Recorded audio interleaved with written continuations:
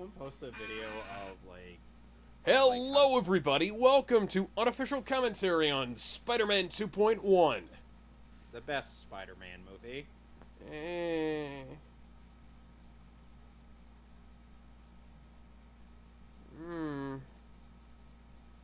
You're not gonna. No comment on what? No comment on me saying the truth. Truth is a matter of perspective. Certainly not the worst Spider-Man film anymore. The MCU had two opportunities to surpass that. Oh, come on. You were literally impossible to please.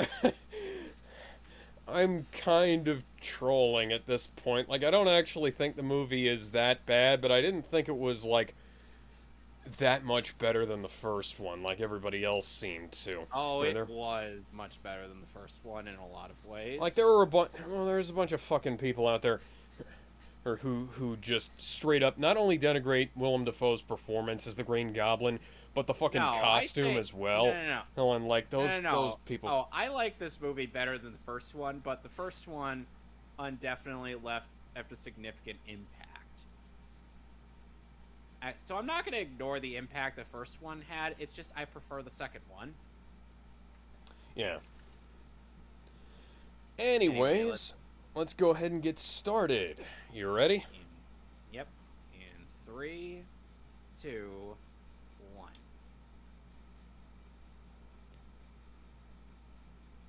Now, as I did not have this film on the extended edition DVD when I was a kid, I only had the regular edition DVD. I have not seen this version of the movie before. I've only ever seen the theatrical cut. I've seen the extended scenes and stuff in like YouTube compilations and whatnot, but I've never actually watched the full-on extended edition. Ooh. Yeah, let's just say when I saw this at theaters, I was just like wow. I was kind of blown away. Yeah, this is a nice opening credits sequence. Not even just like the opening credits sequence, it's just like the whole movie in general. Now, one thing I don't like about, like, the thing I don't like about this, I've never liked Alex Ross's art. I don't know why. Right. It looks fine, but it's also, I don't know, it's gotten more plasticky as time has gone on, and it, like, here I think it's alright, right, but it's like, some of the stuff just looks too plasticky, especially, like, once he started doing everything in digital colors. Yeah, I've seen most of the deleted scenes. Most of the deleted scenes were included in the novelization, which I've read several times, which is quite good. The novelization covers some material. Last movie to have Danny Elfman's score in it. Yes, Danny Elfman, who made a reunion with Sam Raimi just recently in Doctor Strange in the Multiverse of Madness. Who, by the way, gets name dropped in this movie. Yeah. 12 years before his movie even comes out. Yep. Well, they were working, like the Captain America film and the Iron Man film, they were working on trying to get Doctor Strange made for a good long while. Yep. I can tell. Now, one thing that I do despise about this film is that it is in Cinemascope, despite the fact that it was shot in the same open matte Super 35 that the first film was. I don't mind the aspect ratio. There's this video from some visual effects group where they're talking about how they don't like how ultra widescreen makes superhero movies look. It makes everything look small. And I wasn't able to articulate that back when I was a kid, but like now now that I've heard that, it makes perfect sense, because Cinemascope just... You put all this shit on the left and the right of the screen, you know? Rather than filling out the entire screen with the characters. Oh yeah, this is Asif Manvi from The Daily Show. Who will then go on to play... Who will then go on to give the only decent performance in The Last Airbender. Yep. Now, we were watching this off of the original first edition Blu-ray, because the 4K version does not have the extended cut, and the mastered in 4K version also doesn't have the extended cut. Ooh. I don't even know if they could use the term deported in this day and age. I mean, I know they did it in Ant-Man, but still. Yeah, I was gonna say... They probably wouldn't be able to get away with it anymore, because I was like, oh, that's not funny, that's racist, whatever, you know? Oh, Bleecker, 221 Blake... 283 Bleecker Street, not 221. Yep. So they are literally down the street from Sanctum Sanctorum. I see that Peter is contributing to the population of New York City's stupid? Hatred for motorcyclists.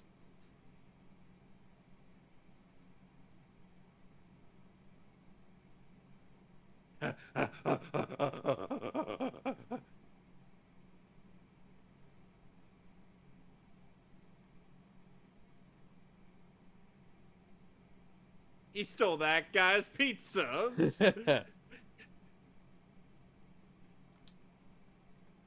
Oh, and there's Spider-Man. Oh god, we're recreating the beginning episode of Yu Yu Hakusho. And this sequence would be... This sequence would become an iconic mission in the Spider-Man 2 video game. Spider-Man 2 was like the peak of Spider-Man merchandise being like really fucking good, you know? Whoop! Because Spider-Man 1 had... Yoink! Spider-Man 1 had some pretty decent merch. But Spider-Man 2, like the game... I wouldn't want to be eating that pizza after that. Yeah, I was gonna say.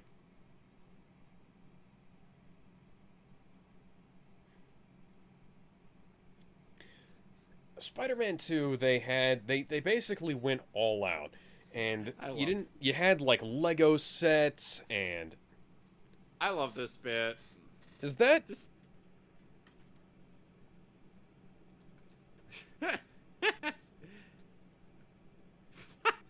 Oh, come on, Pete. Is that Emily Deschanel? I think. They've got yes, it is. They got some interesting also, extras in yeah, movies. Also known as Temperance Bones Brennan from the show Bones. Beats time. Oof.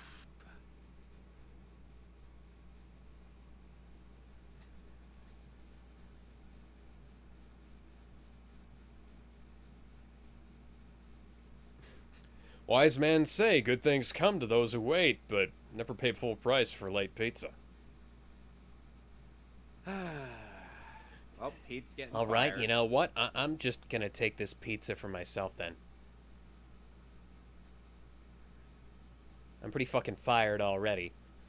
Might as well eat for like the next No, just day. get to that one guy who was trying to eat the pizzas earlier.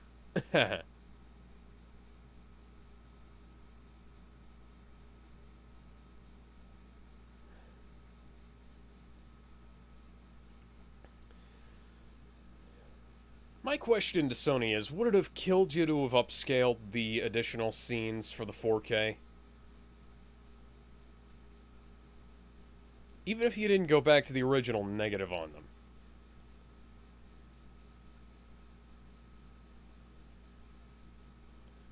Early 2000s Pepsi logo?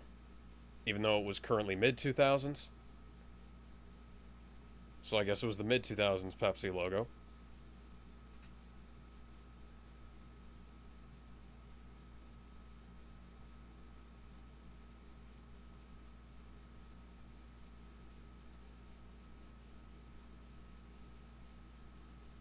The whole city. I'm fairly certain most people don't believe you, Jameson.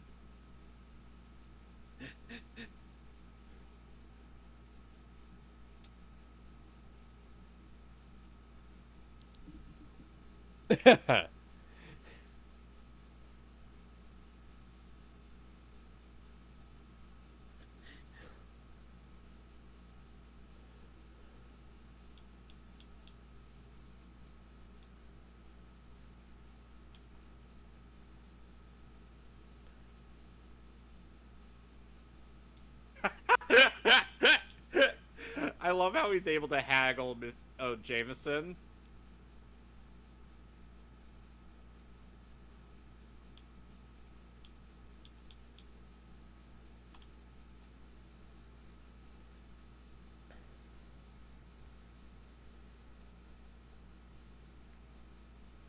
Is Betty Brant among one of the many, many bitches that Pete gets to bang?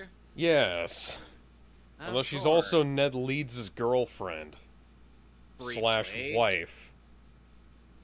Briefly in Far From Home, and then in Far From Home, they made her look like Gwen Stacy and made her relationship with Ned last the span of a plane trip. Hey, it's a guy who was played by a different actor in an animated Spider-Man series.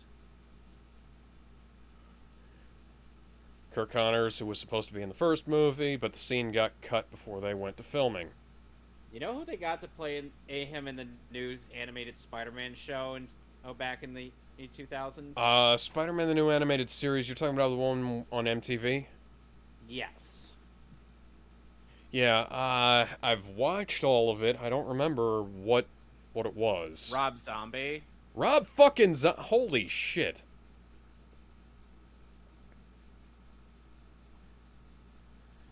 Yeah, that's another thing. We had Spider-Man the new animated series. That was a fantastic show. And you know what?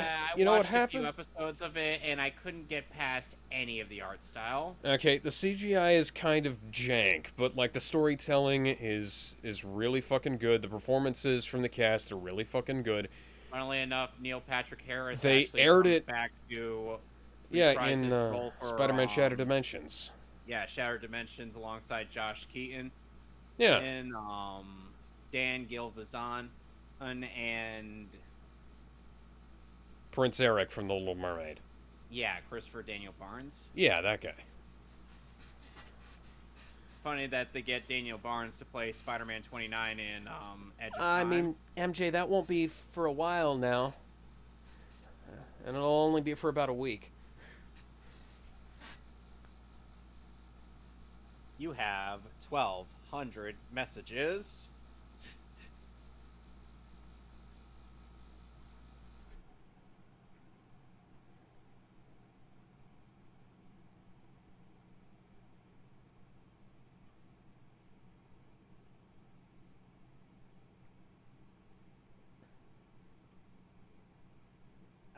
Which part of hell would Osborn be in?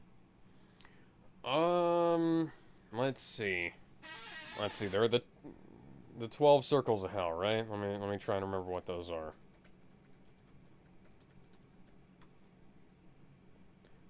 Limbo, lust, gluttony, greed, anger, heresy, violence, fraud. Fraud is above violence. That's funny. Fraud, treachery. Okay, so in the 9 circles of hell, I'd say that it'd be somewhere between like greed and anger, you know? Yeah. Someone once made a spoof of that whole bit with Amber Heard, where instead with that frowning face, it's replaced with Beaker. Yeah, I saw that.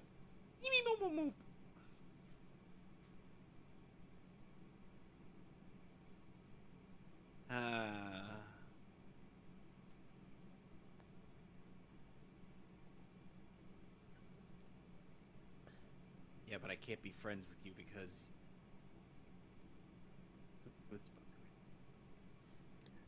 Harry, you do realize your dad was the Green Goblin, right?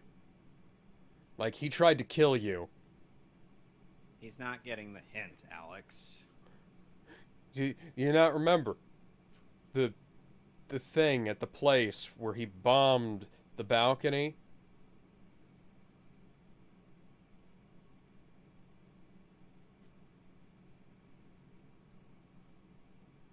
Well, at least this is filmed on actual film, so the grain doesn't hurt my eyes. Yes. Well, that's because Sam Raimi...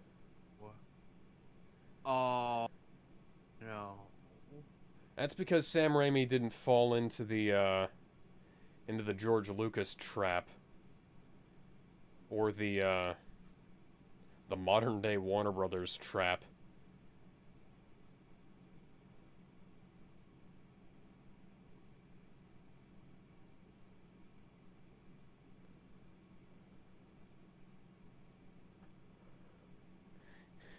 Ed and I were trying to conceive our first child, but we found out I was barren, and that was never going to happen.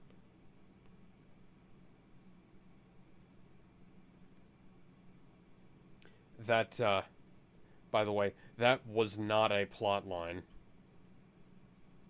That was the exact opposite of a plot line.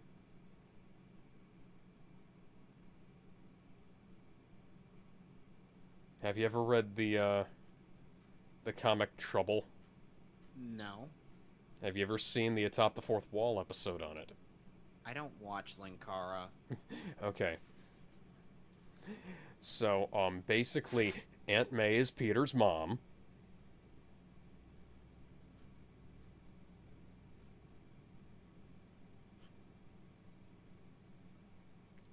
Oh.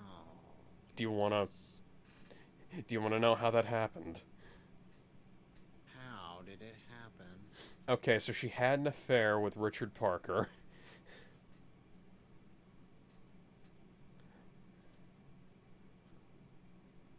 While she, Mary, Richard, and Ben were away at some kind of adult summer camp, I think. And Peter, deep down, feels responsible for her turmoil. That was not meant to be canon for the mainline Marvel universe, but it was still really stupid.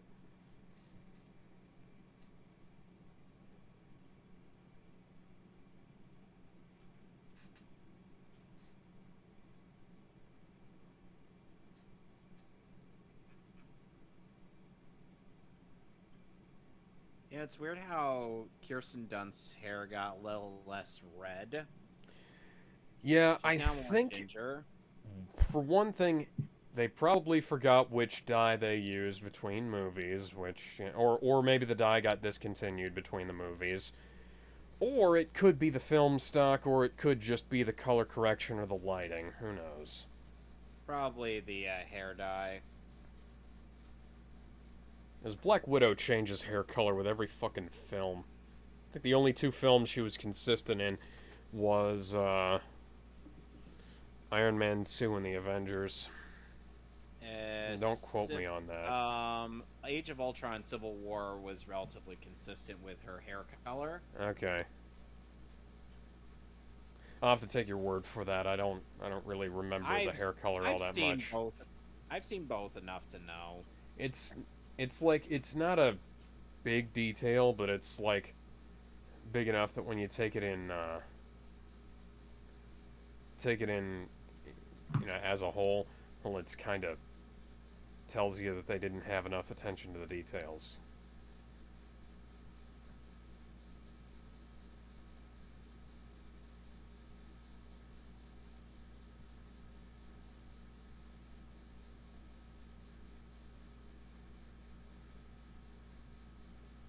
I'm Spider-Man, you know? You found that out at the end of the last movie? Everybody seems to have forgotten all the stuff that happened between films. I know it's been 2 years, but could we, like...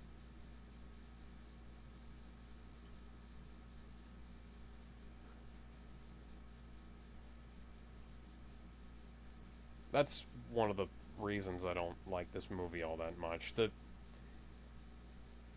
It goes from, like, the 2-year time skip feels like both like it's too much and there's nothing to it, you know?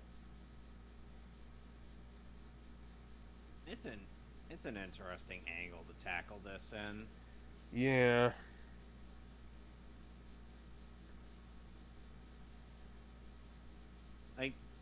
Like in. And then again, this Doctor is not. Strange, This is like, I'd already had 2 years to trying read the be comics happy for between her, here. but at the same time, he can't really bring himself to do so. Yeah, I mean, I'd already had 2 years to read the comics between the first film and this one, and I kind of. I liked Mary Jane, and this is not leaning into the aspects of her that I liked, you know? This is more kind of.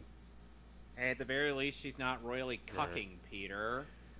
Well, yeah, like she's doing. And here's the best extra in this movie. Like she's Mr. doing Dickovich. in the new. I love this guy. This is Peter's landlord, Mr. Ditkovich, named after the co-creator of Spider-Man, Steve Ditko.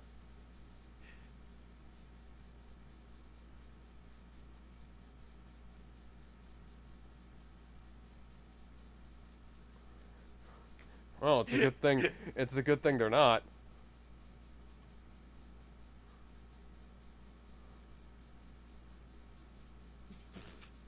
I love that guy. Oh, he's such a character. You know, there are no characters like that in the MCU Spider-Man. I have that sound effect. Wait, just I used that sound effect earlier Alex. today. Yeah? Alex. What if in the next Spider-Man movie it turns out that Mr. Dickovich is Peter's landlord? Or is the landlord. Okay. But obviously he's played by a different actor who still speaks in a Slavic accent. What if he's played by Thomas Hayden Church doing a Slavic accent? Could he do that? I have no idea, but I think it'd be funny. Although I'm pretty sure he already provided and the here's voice. yet another iconic casting. Alfred Molina as Dr. Otto Octavius. I'm pretty sure they already used Thomas Hayden Church's voice for Michelle's boss.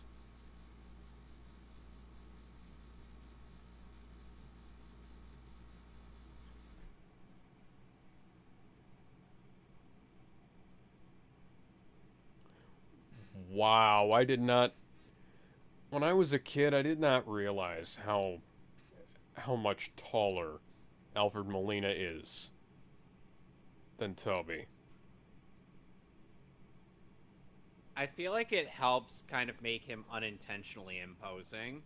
Yeah. That's an iconic bit.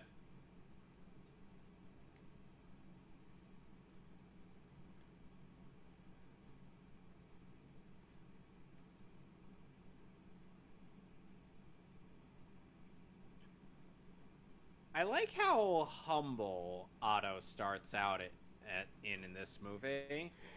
Yeah, and then things go a little bit nuts.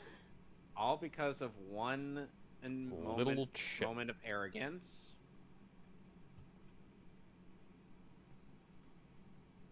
Or rather, the lack of one little chip. By the way, Jeremy Scott sins Peter for being a smarty. Like, that's what he sinned him for in No Way Home. Okay, in a series about scientists, sure. Where the main character is a scientific genius who built a bunch of shit that he uses for his own, superheroing, yeah.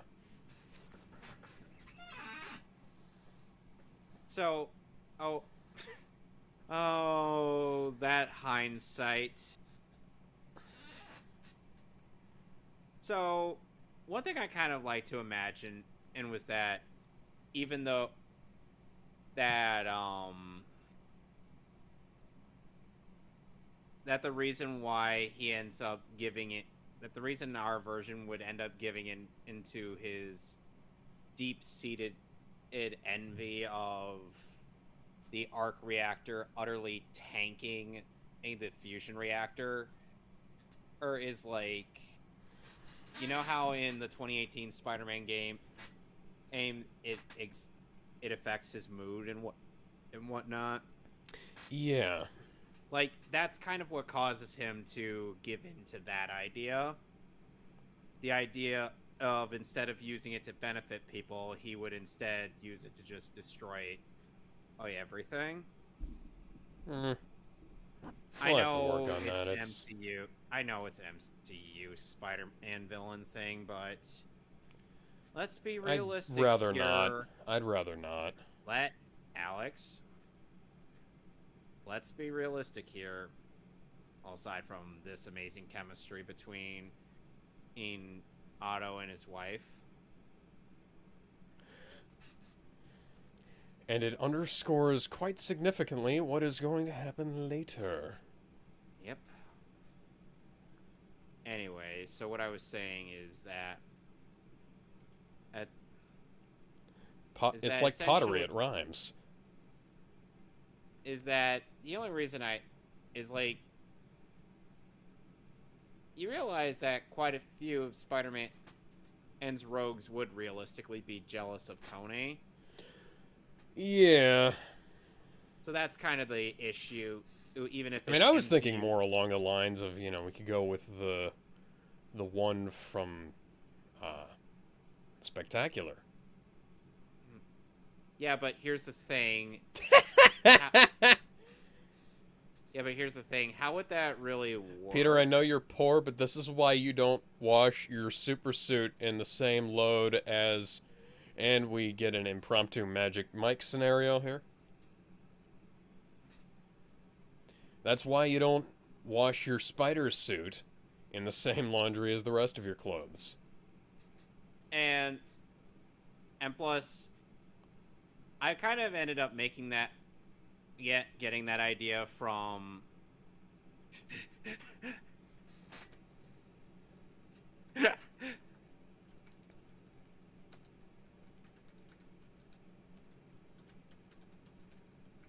Anyway, so as I was saying, I ended up getting that idea from the idea of Otto having this whole thing through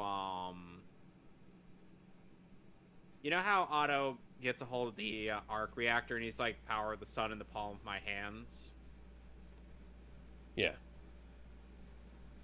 Basically kind of like that. Okay.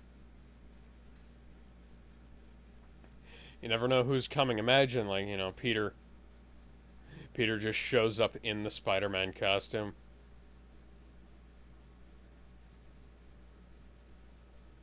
So yeah, that's kind of where I ended up wanting to make that connection. But basically kind of just imagine the Avengers being out and about, and the only two people defending Metropolis are Spider-Man and... Oh, shit! Dipshit City is at it again. This scene was in every trailer.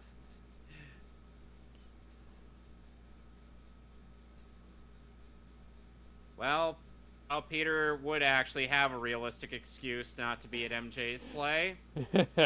Hi, my bike got run over. Like, I could if that happened, even if I wasn't a superhero, I could just say, hey, there was a car chase. My bike got run over. I wanted to make it, but... I have an insurance claim coming up. I will never understand why Doug dunks on the movies just because of some of the extras. Boy, it's almost like having extras to fill out the background where there's like life or something and can make a film seem like more than a film and seem more like, you know, it might be real life.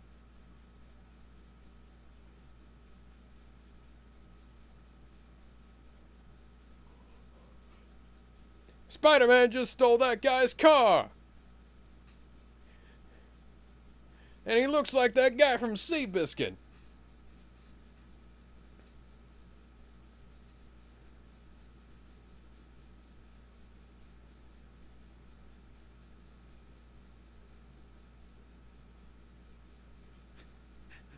Okay then.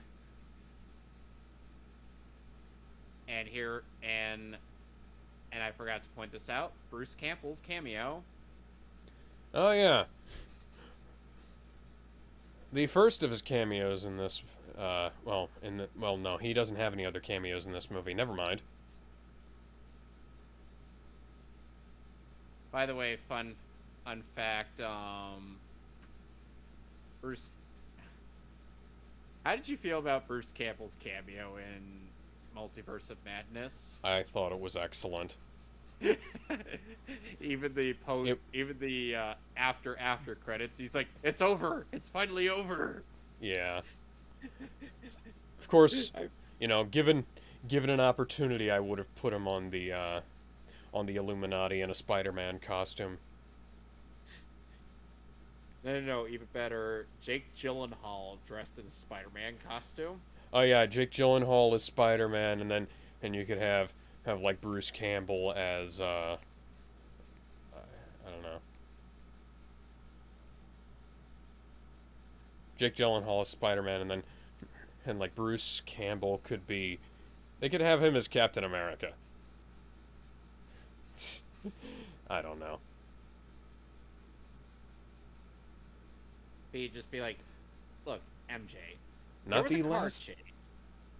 This is not the last time we will be hearing this song in this movie. Nope.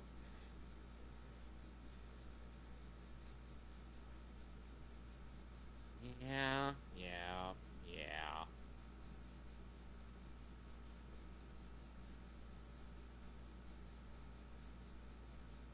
MJ.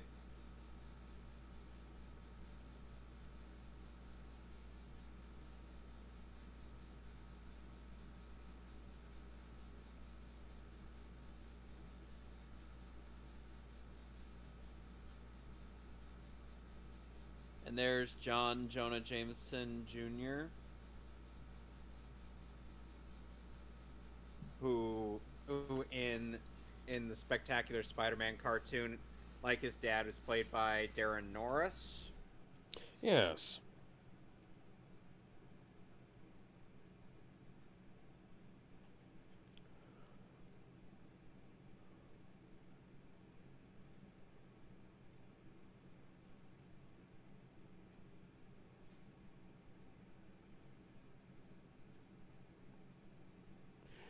John Jonah Jameson. Oh! What? Well, John Jonah Jameson Jr. is a character. Oh! Ow! Oh! It is a good thing he could heal. My back! No, that'll come up later. I know. The web blocks. John Jonah Jameson was a character from the comics who Spider-Man saved from a crashing space capsule. Oh, and guess who he gets to be with in the comics? Who? She-Hulk. Oh man, that guy's living the fucking dream. Yep. I don't know who this actor is, but this scene is just... it's interesting. Yeah. Like, both this version and the theatrical cut. I believe this version is the one that made it into the book, because the books are usually based on the original script. Seriously, who is this actor? That's a good question. Because I hear he's famous. Is for something.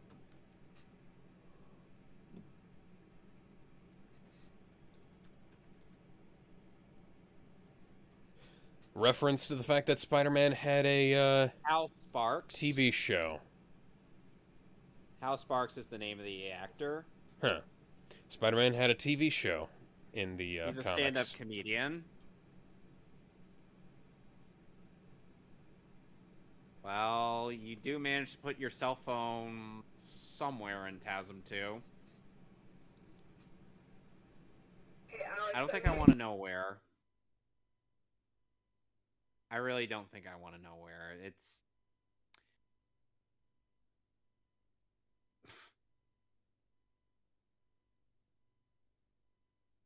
Gets a little tight in the crotch.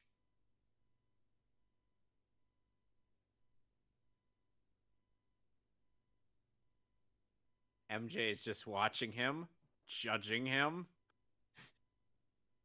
She's like, I know you ducked out on me, Pete.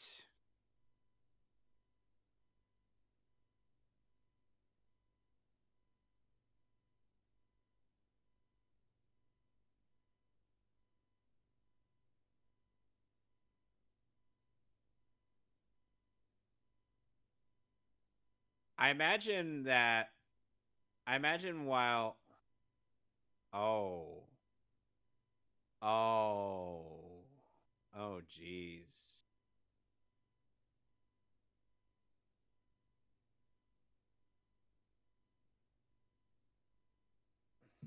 You know, Alex, I kind of imagine that while Peter's getting ready for an ordinary day, Jaime is just like arriving at the station. And then he's just like, what?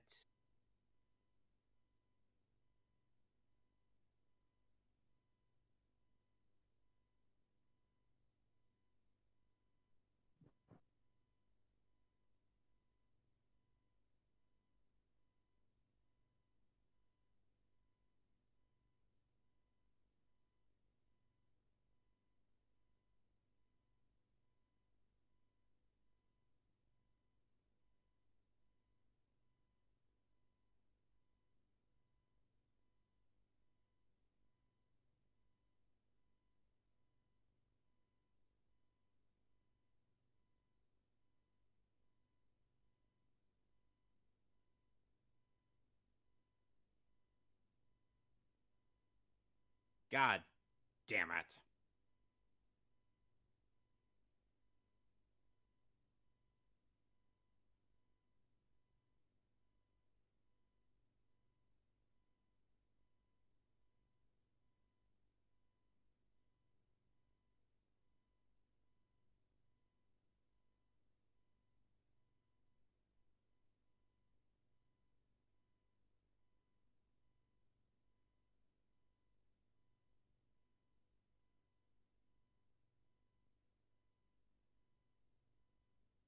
He's trying... I feel like he's rehearsing this or something, or did he actually put in 50 cents?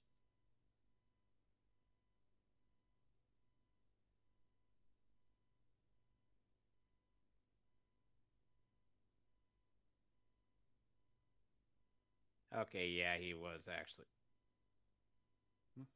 And now for that presentation. Oh, and here we got a good dad joke. Alex. Bills and a rubber band.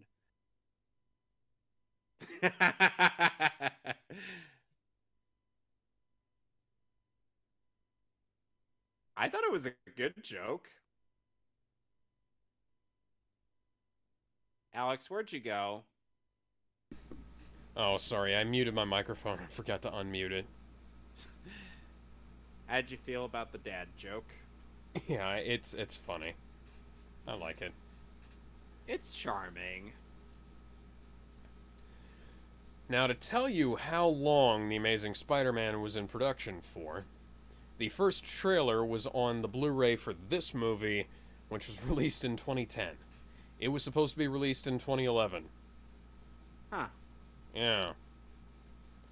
If they'd actually made the 2011 release date, Andrew Oh. probably would have been in the Avengers. Ow. Ow. But we'll get to that. Yeah. That is painful.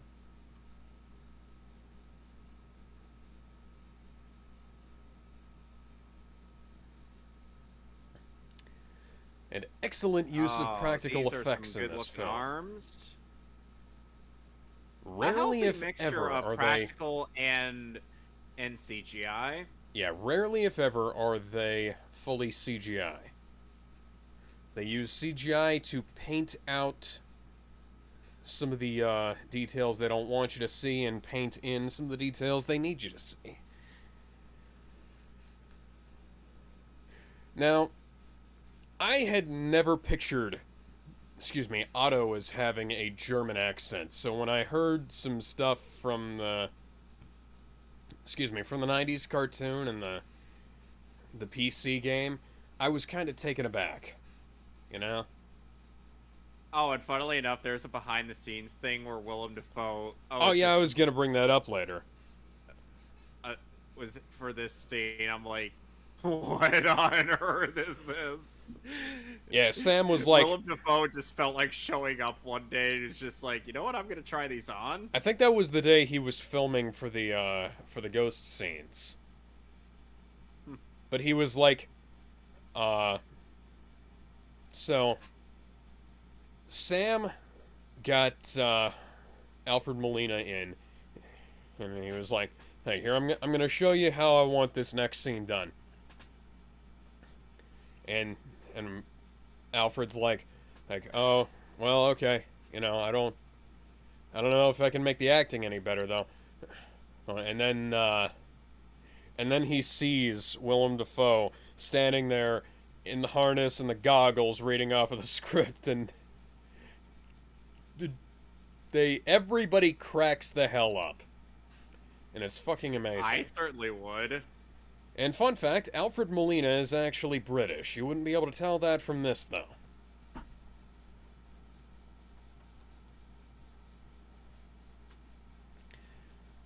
And he was in a Broadway revival of Fiddler on the Roof. Yep. And you can see him rehearsing for the show with his octopus arms in a couple of behind-the-scenes shots. And there's his moment of arrogance. Quite famous outtake from the film. In the palm of my hand. It's an iconic line, but when you know what it ends up meaning for him, that ends up having disastrous consequences. Yeah. Fun thing about a son, you kind of can't control it.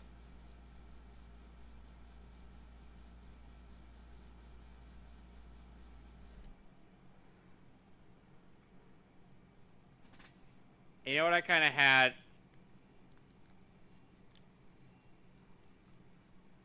You know, I kind of had in mind for, like, how Peter's final battle with Otto would end up going. It's like kind of the end of the Spider-Man 2018 game where he takes on Otto trying to stop the fusion reactor. And then he's oh, like, Harry, you're such a fucking brat now. Yep. Oh. Stop. Ow, my back. Oh. She dead.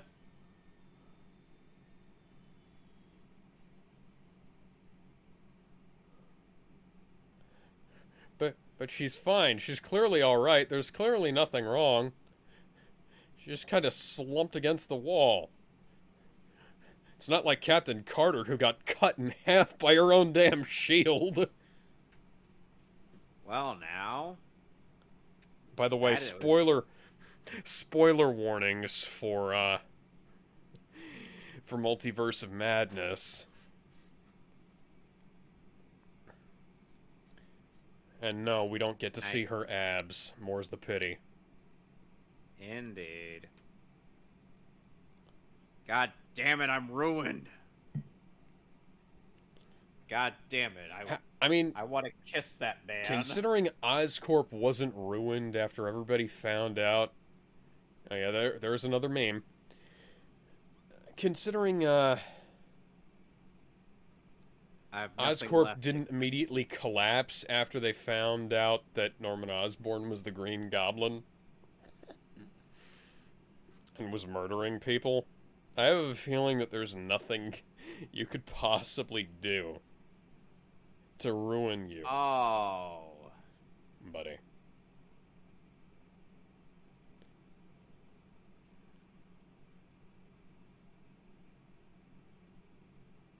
Oh, I can imagine that not being, not ending well. I believe one of these guys is played by director John Landis. Oh, or wait, no, that's John Landis is and here we get later in the movie. Oh, and here we get Sam Raimi showing off his horror movie routes. Oh yeah. Roots, it's almost like hiring a horror director to direct your superhero film is a good idea. Hey, they had a horror movie director for Shazam. And a horror movie director for Aquaman. James Wan doesn't really count.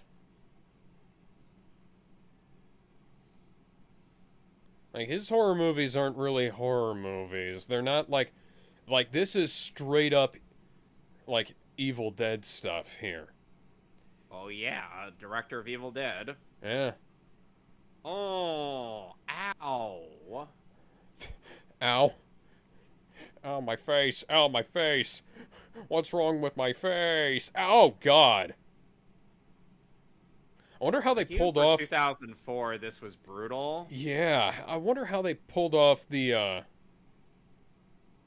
have that sound effect. That shattering pot sound effect. That's actually the same shattering pot sound effect they used in Ocarina of Time. Oh yeah, I love this. Villain cam, basically. It's interesting how the first time the arms finally gain, like, control of their senses, it's a moment where people try to cut them off. So at that moment, it was kind of an act of self-defense. Nobody really knows, though, that, how, that the arms are alive.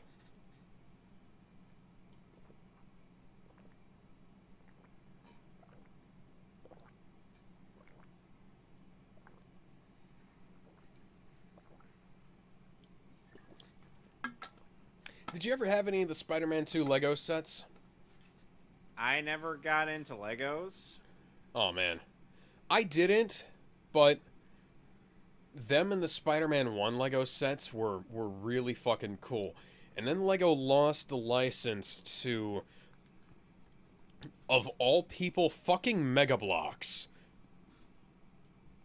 Oh, goodness. And it was shit. And, I kind of imagine Otto just gathering the Sinister Six in that little house and then having their meeting about how they're going to distract Spider-Man and Jaime while he builds the fusion reactor. Newspapers, candy, and cigarettes.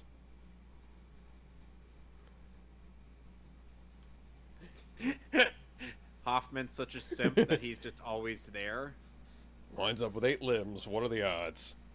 It's pretty good. But it's taken.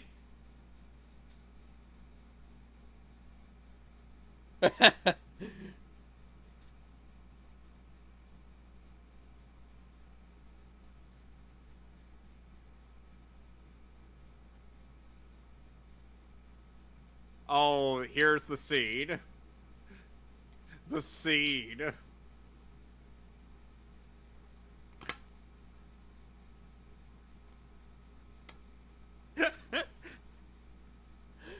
Yeah, I was kind of too busy running for my life, or I love that one, and or heroing. Pay me in advance.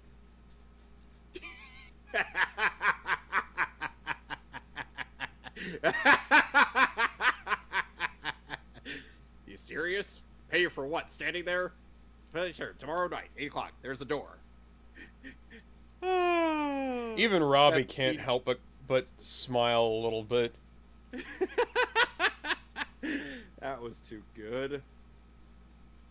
And you know, Sandman's just like trying, just like being like, do I have to hurt people? And Otto's like, no, of course not. You won't need to hurt anyone.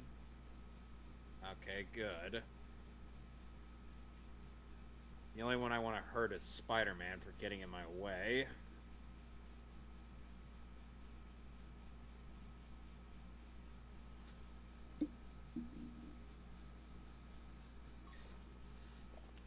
Foreshadowing. Also the mechanical arm. Also, Doug said that the mechanical arm split personality was dumb. No. Okay, No, let me explain. If he didn't have that, he'd be talking to himself. Just like Willem Dafoe. Yeah. So, for one thing, this is a different angle, and for another, it gives it some kind of unique personality. Yeah. I know the arms weren't necessarily, exactly like that in the comics, but it doesn't matter. This is a new spin on things, and it's actually really interesting how they play it. Now, the only thing that really gives Alfred Molina away as being English is his teeth. Lots of money. We've got to have money. I swear, one of these days you're gonna try to talk me into watching that piece of shit Tom and Jerry movie. Which film was that again? The Tom and Jerry movie. Oh, that's just the Tom and Jerry movie, huh? Yeah.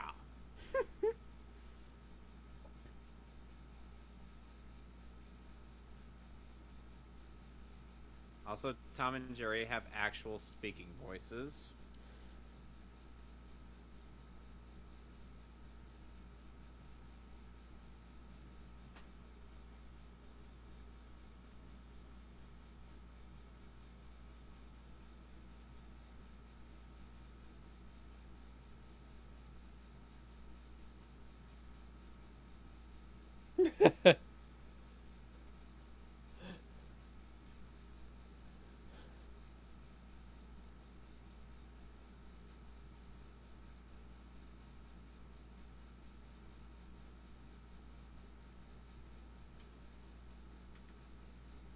Ooh.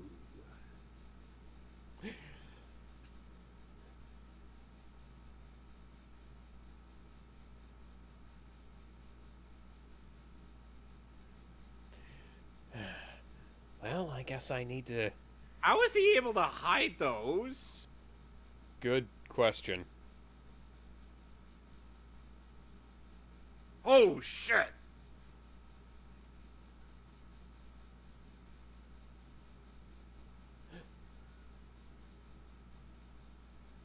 Oh, he'll be coming back.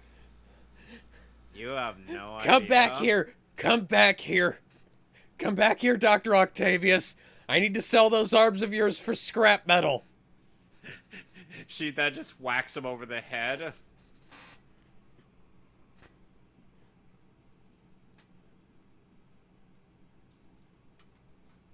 That was actually my attempt at doing a Spider-Man voice. And yet you somehow think I could do a better one? Well, you've demonstrated being able to do a better one. Oh, Hey, boy. Hey guys, can I keep some of these gold coins? I need them to pay rent. Ow. Ow. God damn it.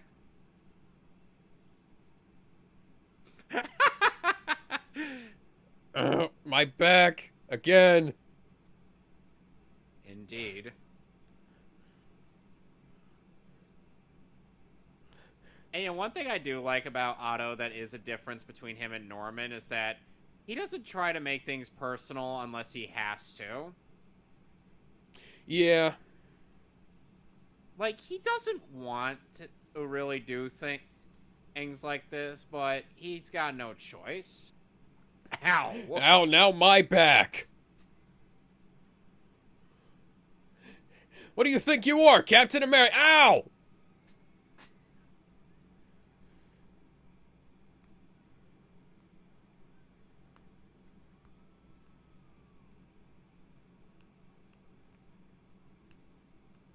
You know, anytime I see like a quiet office scene, I just think that one bit in Aftershock Part 2 of Teen Titans. That's a ViewSonic monitor. The bank downstairs has LCDs that probably cost several $100s, and this office building has some of the shittiest CRTs in the world. But hey, it was 2004. That would have Gwen Stacy'd Aunt May.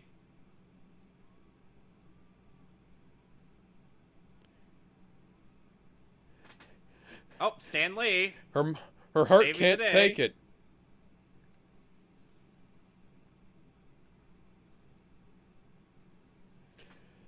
Ah, Stan the man, rest in peace.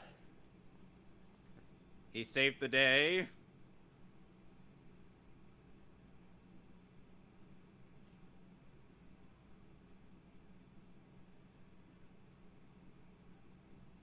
Well, at least this is a better falling down fighting sequence than fucking Superman 4. Oh, God. Now you reminded me Superman 4 exists. Alex, you had to remind me that Superman 4 existed by talking me into that commentary. Speaking of which, guess what I found at the Dollar Tree recently? What did you find?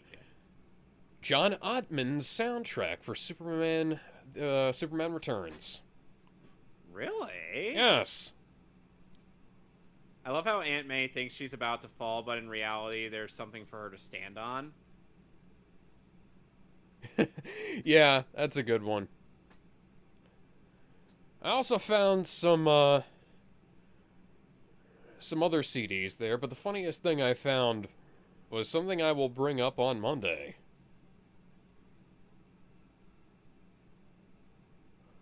Hit him over the head, Aunt May. Come on, I want you to hit me. Hit me. Stop trying to hit me and hit me. I think they tried. So I'm pretty sure that Spider-Man was CGI in that shot, and they accidentally moved that cart back with practical effects before the model hit it. Okay, at least Aunt May wasn't Gwen Stacy'd in that shot. Yeah.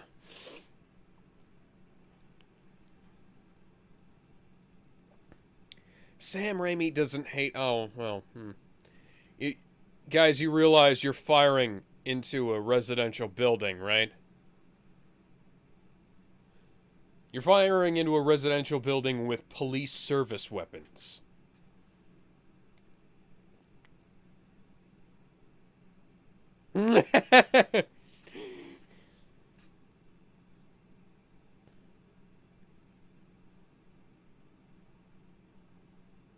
Meanwhile...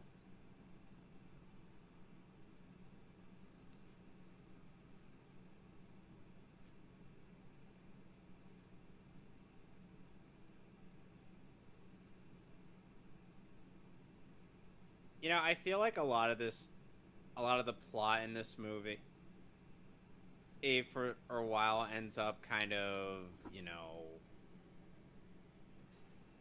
tries to dunk on Peter. Yeah, most of this movie is shitting all over Peter, and that's kind of why I don't care for it, but at least it's not the fucking comics. Ugh. Yeah, but here's the thing.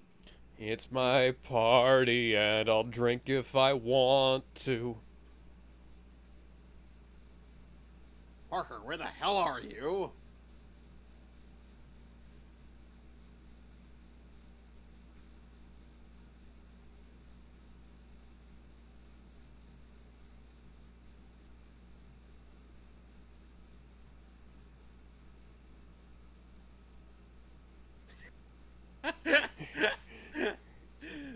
Yeah, just make sure you get the right side of his face. The other one's kind of fucked up. Is that really the same actor who played Harvey Dent in that movie? No. I was about to say. I just think that's kind of a funny thing.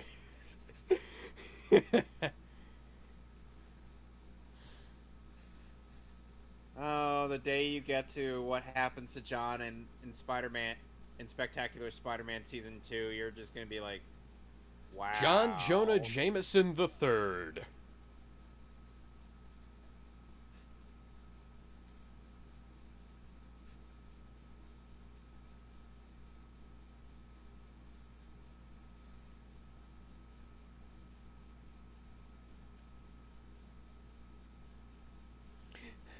Oh my God, not only is she with...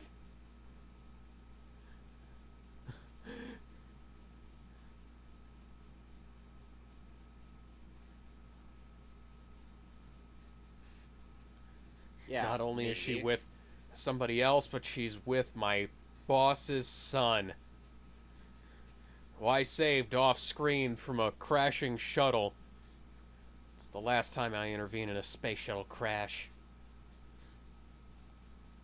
Fuck you, Columbia. I think this is right before the Columbia exploded, actually. Oh, goodness. Hang on, let me see here. Space Shuttle Columbia disaster. Yeah, no, it was right after. So never mind. But yeah,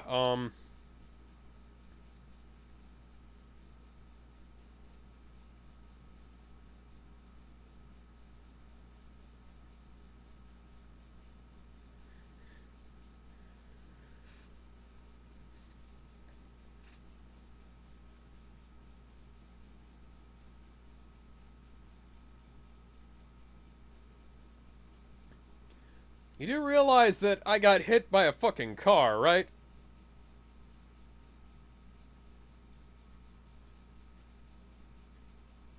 Granted, I didn't explain it that well, but... He can't even get drunk.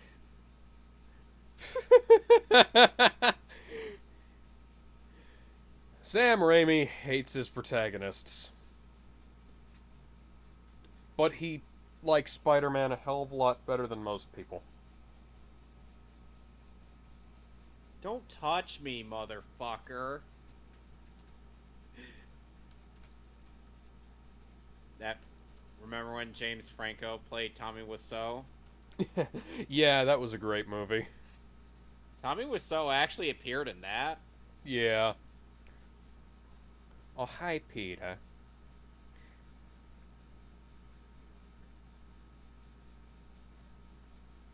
Come on, you sissy. Slap him. Slap him back. Use that Mark of Cain shit. I read the Clone Saga. I know you can do that.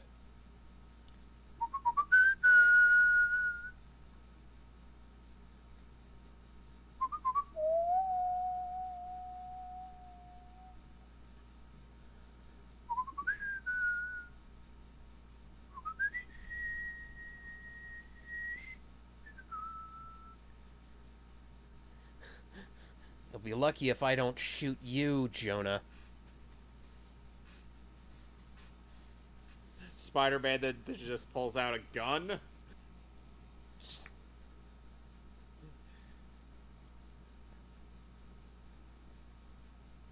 Oh!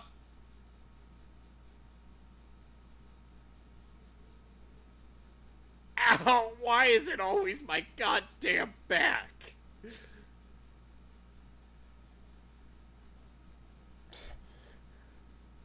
And you can only slightly see his face clipping into the water there.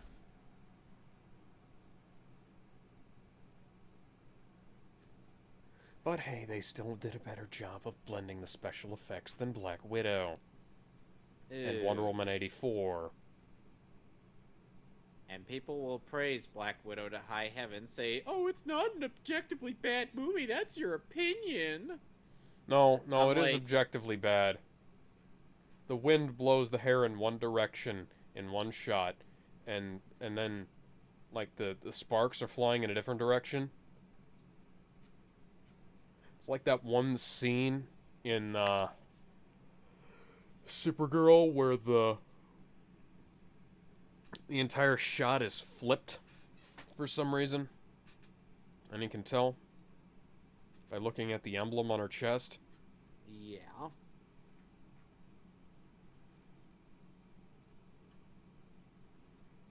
Meanwhile, you know, some Okay, part of Otto, me at why did first, you have to buy this? Why weren't you just stealing it? Also, I'm imagining now I'm guessing UPS pulling up to the abandoned warehouse like, my assumption you on sure this is the is, place? you know, I kind of had like an assumption on this was it's like Otto. I feel like Otto wanted to maintain some level of legitimacy. Yep. I guess. Like he could, like, sure, he could have stolen it, but that would have been a bit more high profile.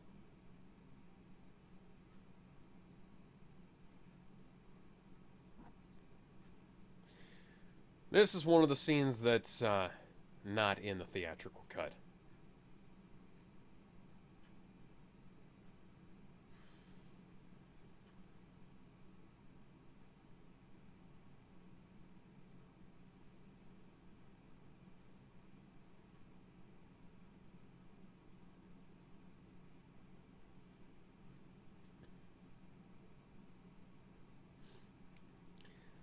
So like me and Spider-Man, huh?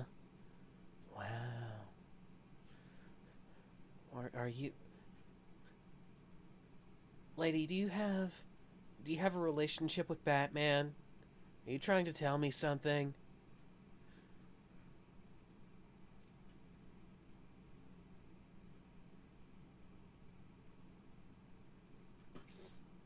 Well, if you'll believe in them too long, you'll turn into Taylor Swift.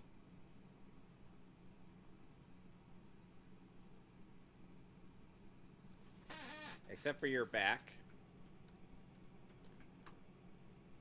Okay, I think that is John Landis.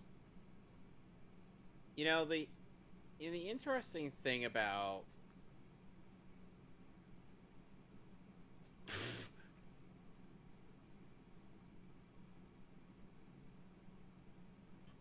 you know, one thing I've kind of thought at first was I mean, I hate this kind of writing in scenes. Cause I like, I have dreams that I'm a fucking I'm a fucking like sword fighter or medieval knight and shit, you know. Uh, Not every dream you have is about something that happens in real life. it's more like he's trying to you know, Now, I've had dreams where I'm Superman, no, and no, I've no. had No, the no, funniest no, no. thing is like the dream where I'm No, Superman and I have the he's fear trying to of essentially tell him what's descending. going on. He's trying to tell him what's going on without, you know, telling him. Yeah, I know. That's the whole point of this moment.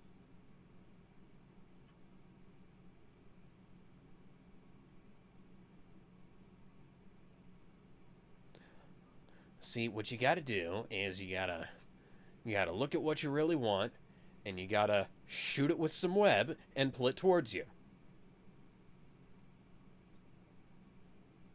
Oh, you mean like how Spider-Man pulled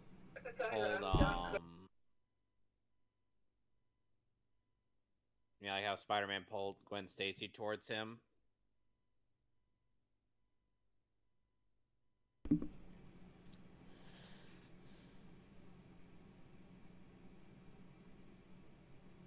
looks at himself in the mirror with a look of disappointment.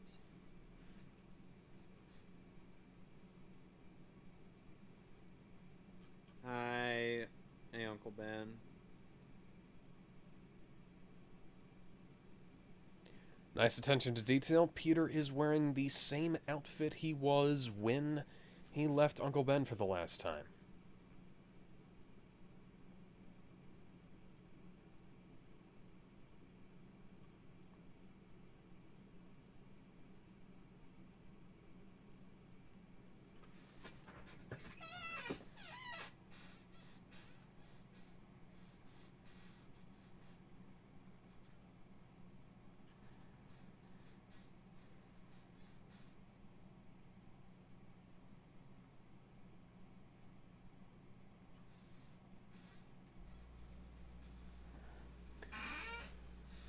How did you feel about Uncle Ben's scene in Spectacular Spider-Man?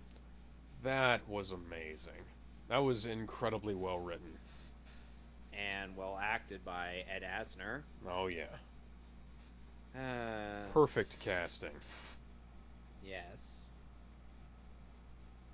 The only one that would come close is probably a Paul Eiding. Yeah, I was going to say Paul Eiding. Who is also Jonathan Kent. And Grandpa Max. Between Colonel Roy Campbell and Grandpa Max, which one do you feel is Paul Eiding's most iconic role? Well, I'd say probably Ben 10. He was in more episodes of Ben 10 and Metal Gear. He was fucking great in Metal Gear, but oh yeah, you can kind of see inside the mask through the lenses there. It's like every time I hear Paul Eiding's voice, even as like, wow, Zack Snyder uses the fucking comics as storyboards for his movie. Sam Raimi literally did that for this film, and y'all say that this is the greatest comic book film ever made. So. Raindrops falling on my head.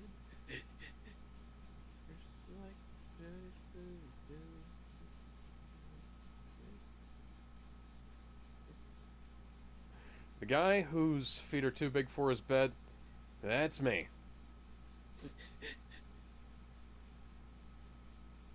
I am too tall for most average things. And I'm not even that tall. I like how this scene's kind of a meme. Yeah. I like the triple exposure thing there. Oh! Oh, god damn it! Hey, fuck you, asshole! And then we get this famous bit. It's like, well, that sucks, but I missed the part where that's my problem.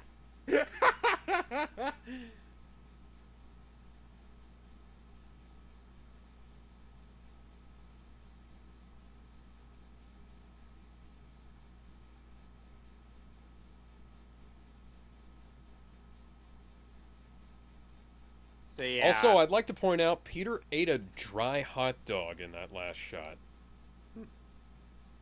No ketchup, no mustard, no mayonnaise, no.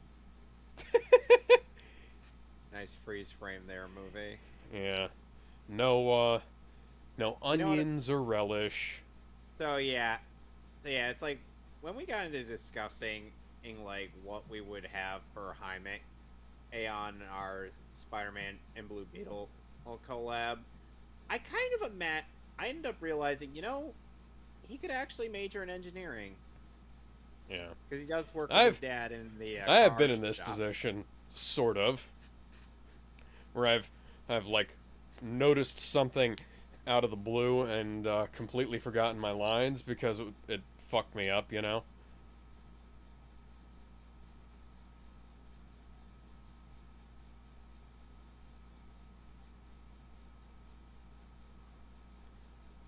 Although this was because my co-star had replaced one of her contact lenses with a lens of a different color. So it looked like she had heterochromia, and it looked weird.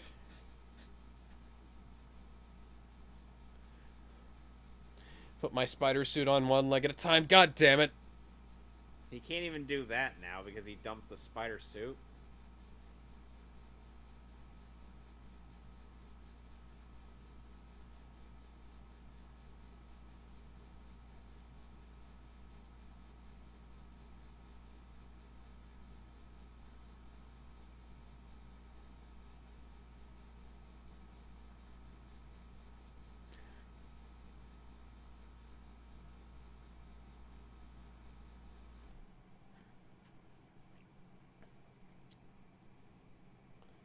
$15 too late. Oh, God. The Incredibles. That's gonna be a movie we'll have to do at one point. The true best superhero film of 2004. Between this and The Incredibles. Were there any other superhero films in 2004 aside from these? I don't think so, now that I think about it.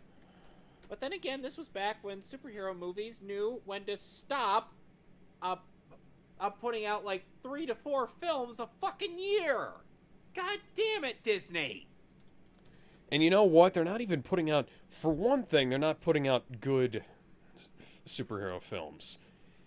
Okay, and how did you feel overall about Doctor Strange Multiverse of Madness? It's good. Well, excuse me, I'll elaborate on it. Excuse me, on Monday. I just kind of want... So, like, yeah, guess what came out in 2004? What came out in 2004? The Punisher, Hellboy. Oh, right, it did have actual competition. Holy shit. Yeah.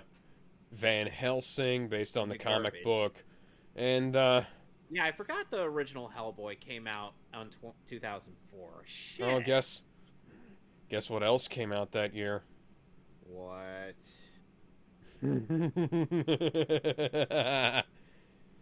She's in the Batman. It's Catwoman. Fuck. Catwoman came out in 2004.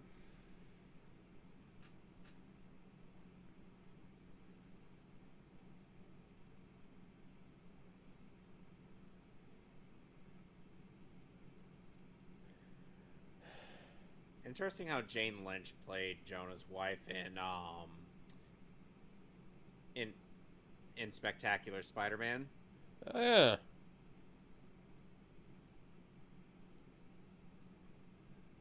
Now that Spider-Man has gone away, she has apparently... Oh, yeah, Blade Trinity also came out. Watch this. Yes. I love this deleted scene. This was absolutely necessary.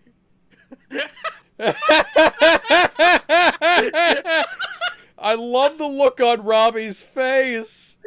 Oh. J. Jonah deep down wanted to put on the spider suit, but he never wanted to admit it. Yeah, Blade Trinity also came out in 2004. Oh, fuck that movie. It did Ryan Reynolds dirty. That movie is only good if you pretend he's playing Daredevil in it. Not Daredevil, Deadpool. Fuck. I did it again. Ryan Reynolds as Matthew Murdock. Ryan Reynolds stars as Ben Affleck as Daredevil in The Batman. So Ryan Reynolds plays Bruce Wayne? Yes.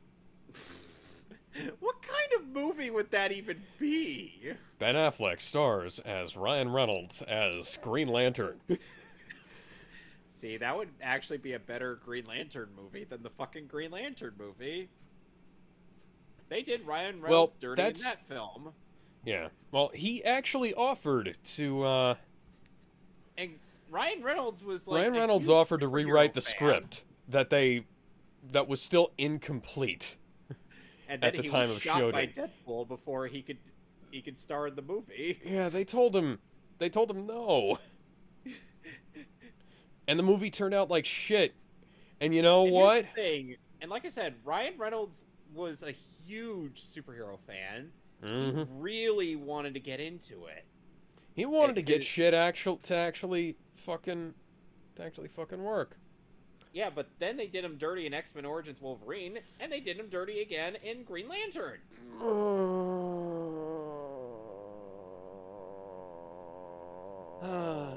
Here we go.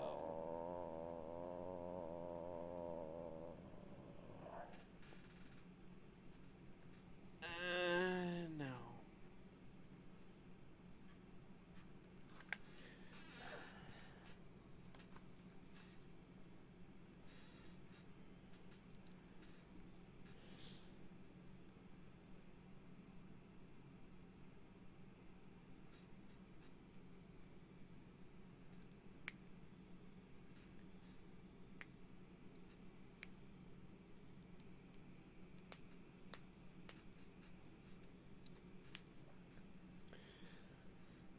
Oh, I do love this scene. Yes. Revenge! Revenge! Sorry. Fairly Odd Parents got into my head for some reason. I am vengeance. I am the night. I am Spider-Man.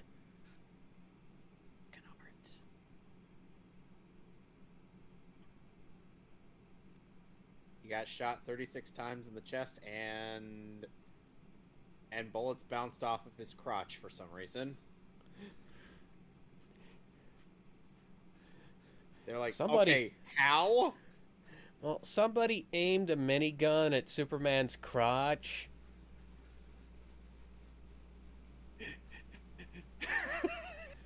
Power of the Super Schlong is too.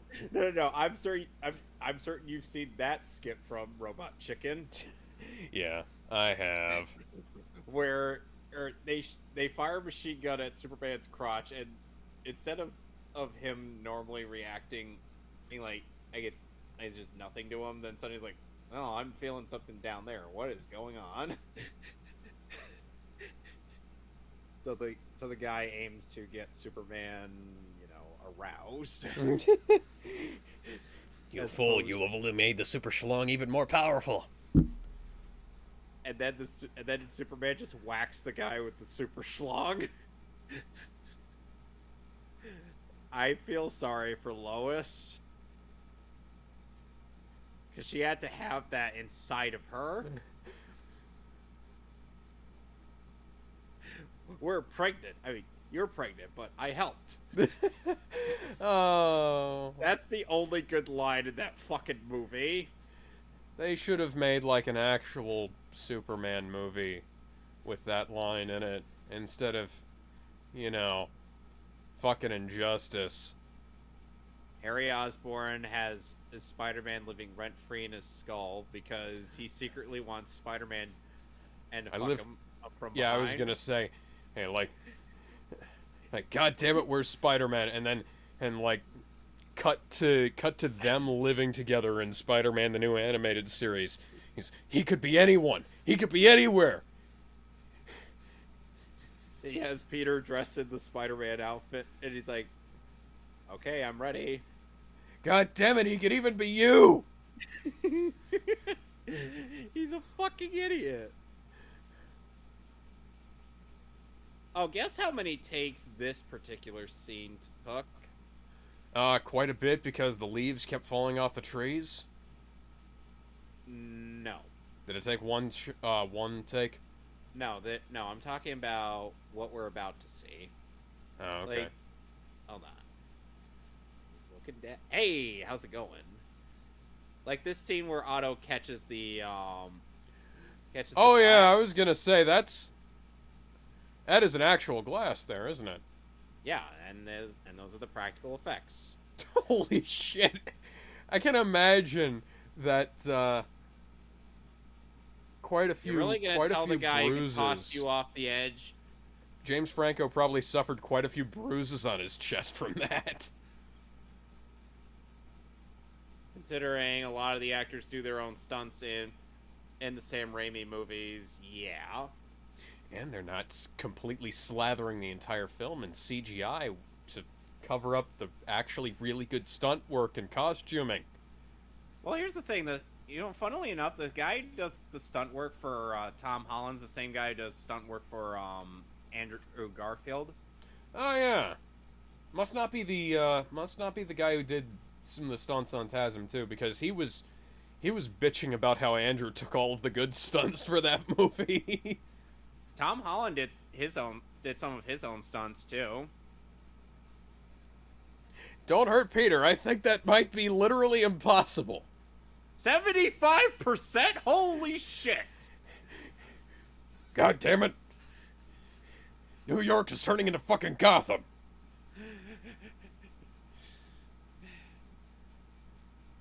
Somehow I just imagine in our version, and when Damien ends up moving to Metropolis for boarding school, he's just like, okay, how has crime risen up to 75% when there's this many heroes still in Metropolis?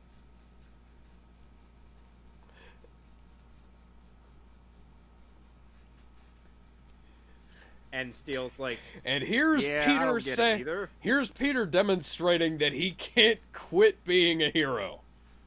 Yeah, he's got that chronic hero syndrome.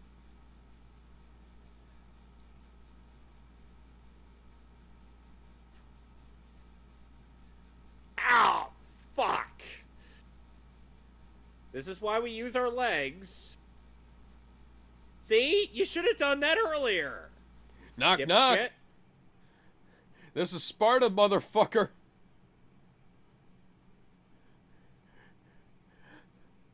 And that's actually Tobey Maguire diving through fake flames or controlled flames on a set. Yeah, kind of like how in Jurassic World Fallen Kingdom, Chris Pratt was actually acting against Ents flames on the set for that lava scene I told you about. You remember that, right? Yes, I do. That was a strange thing to make practical, though. Boy, you know what'd be great right now is some fucking spider powers. What? Come on, little girl. Look like you're trying to help me. I dubbed thee Robert. Wait, I'm not Batman. And your parents aren't dead. Well, Tim Drake's parents aren't dead. Yeah. Damien's parents aren't dead.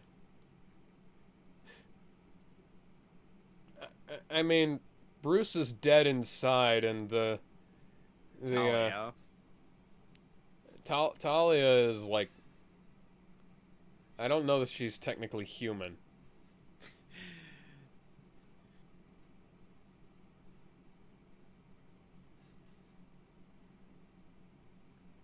Oh, jeez. Hey, Jonah, can I have that suit back? He doesn't know that Jonah has the suit. Oh. No.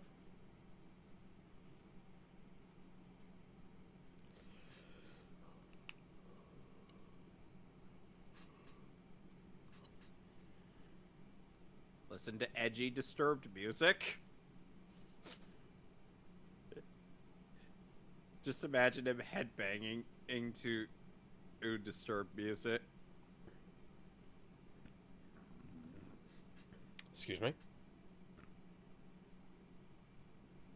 Hello.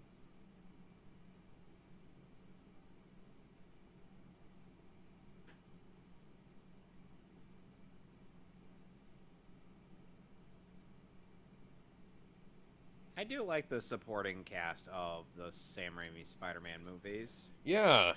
We actually have a supporting cast who are more than a bunch of wisecracking stereotypes. Fuck you, Flash Thompson. Not naming any names here. Oh, wait, you just named some names. Well, at least Michelle Jones wasn't a stereotype. Neither was Ned. I don't know what they were. They were his best. They were his best friend and love interest.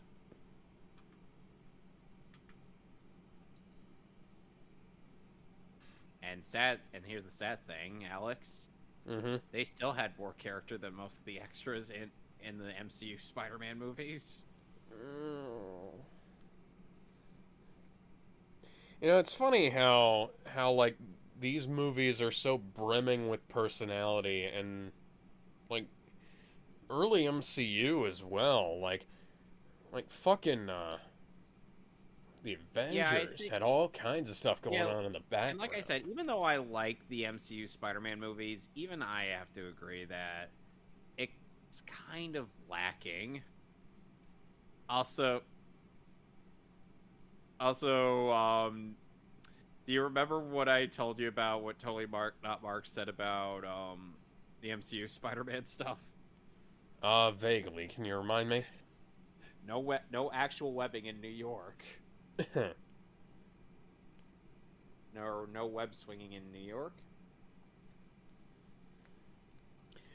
All right, Mr. Spider-Man, we gotta cite you for illegal web swinging. No. Matt Jameson made it illegal last week. Shot in what was it, Boston and Australia again, or was it California? Why was Sony shooting so much shit in fucking Boston around that time? Don't fucking know. The Ghostbusters remake was shot in Boston. Now, you can't get any less New York than fucking Boston. Yeah, okay, here's what I where's said my about... Where's my mint copy of Action Comics #1? I think we might actually be able to sell that and get some kind of money out of it. Yep.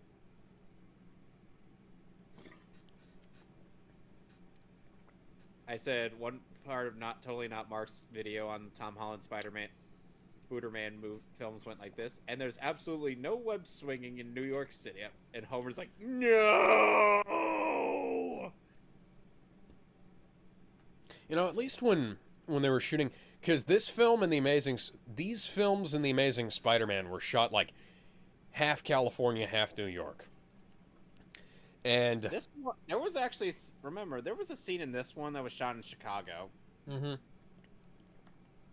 We'll get to that. I was trying to figure out where that bank scene from the Twin Towers teaser was shot, and I tracked it down to a location in California. I couldn't figure out what it was supposed to be in New York. And, I feel like every Spider-Man version has like its pros and cons in live action, but not one of them really gets to every one of them has some level of accuracy to the original Spider-Man, but except for the MCU. Alex, even the MCU has some accuracy. I mean, not really. They had legal issues where they were like, oh, if we let them use the real versions of these characters, then they might be able to, I don't know, claim all the rights back. Okay, this is Sony talking. So we got to change all the characters dramatically. I mean, in terms of the individual Spider-Man character, not the overall. To some degree, sure.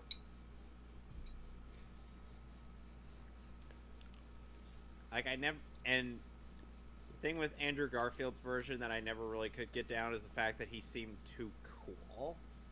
Nah. That was the kind of shit I was doing. I was a fucking geek. Yeah, but he seemed way too charming. I mean, Peter Parker was never not a charmer. He was beating off pussy with a stick. Only after the spider powers. Oh, here comes another meme. Yeah. How many Man, times have we seen that running in GIF? these films have become like YouTube pooped to hell. And it's amazing. Here we go. I'm back. I'm back. I also might be Gravity would like dead. Ow! Bonk, bonk. My back. Oh, my back. Oh. Oh. Oh. Oh. I'm just gonna slowly walk away now. Gonna walk away and hope nobody caught that on camera. It's still 2004, right? Yep.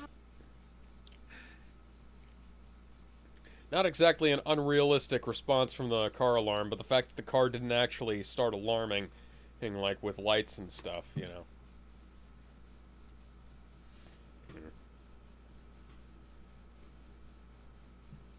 Give me a sec, I'll be right back. Alright, do you want me to pause it? No, I'm just using the Okay. bathroom.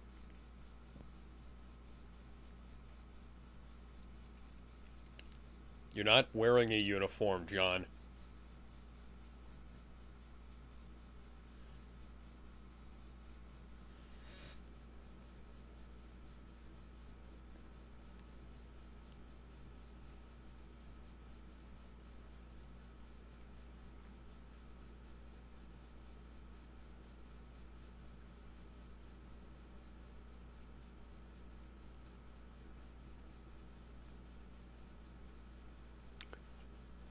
And thus, MJ realizes that John Jameson is not the man for her. Much better developed in this version than it was in the theatrical cut, but I still kind of don't like us getting here in the first place.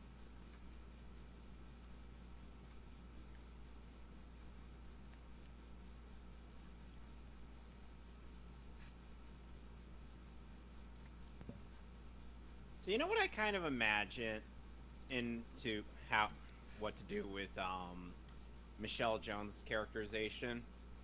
What? Since the way she comes off is very sassy, I'm like, Megara.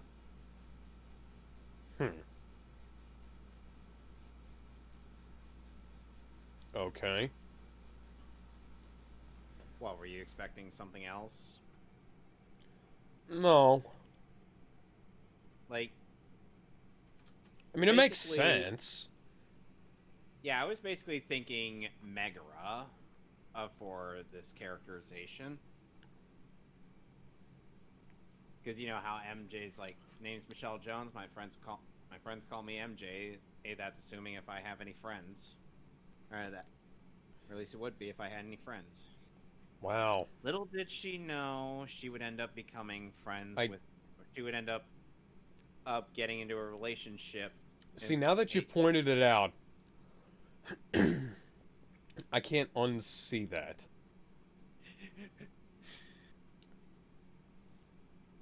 And the fact that she has Tracy Thurston's powers is interesting. No way.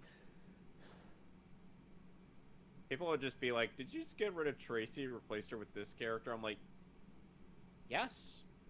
I mean, I kind of did that with Agent Carter and Steve Trevor already, so. Yeah. Plus, in the reboot, Tracy's a lesbian anyway. I kind of hope they don't wind up making America Chavez a lesbian, but, you know, that's probably too much to hope for. America, is she alright? Well, he's seen better days.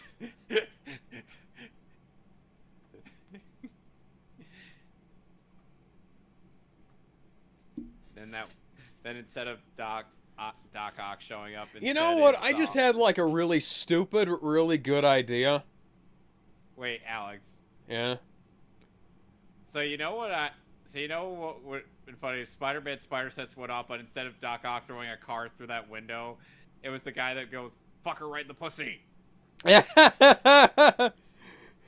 And that guy was actually Black Bolt. Anson Mount. Well, that's the only way he could shatter the window. By saying that. Boom, boom. I like how they punctuated it. It is kind of funny, though.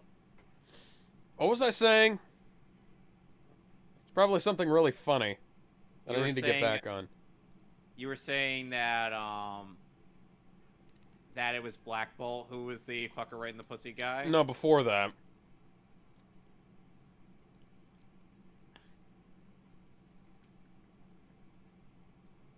Find him, or I... Ow! Like a banana peel?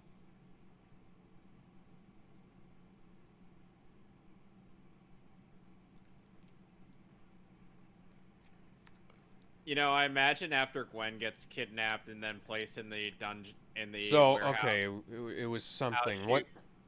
Gwen would just be like, you know, this isn't my first time being kidnapped by a supervillain in Otto, and you're not going to get away with this. Green Goblin dropped me off a bridge. I was like... Oh, I was gonna say, you know, this would be really stupid, but, you know what would have been better than the ending from Endgame Cap got? What? If he and Captain Carter got together. Oh, so two buff super soldiers? Yes. They're just making sweet monkey love. Sweet muscly love. Sweet muscly monkey love. Sweet gorilla love. Fuck 2, 3, 4. Fuck 2, 3, 4. Oh, but that would incite an incursion, they'd say. I'm like, are you kidding me? It'd be fucking worth it. With my Hitler stash. God damn it, Hoffman.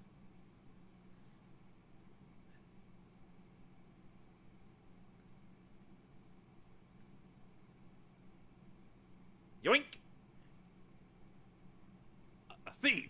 A criminal! He stole my suit! The entire city! I want that wall-crawling arachnid prosecuted! I want him strung up by his web!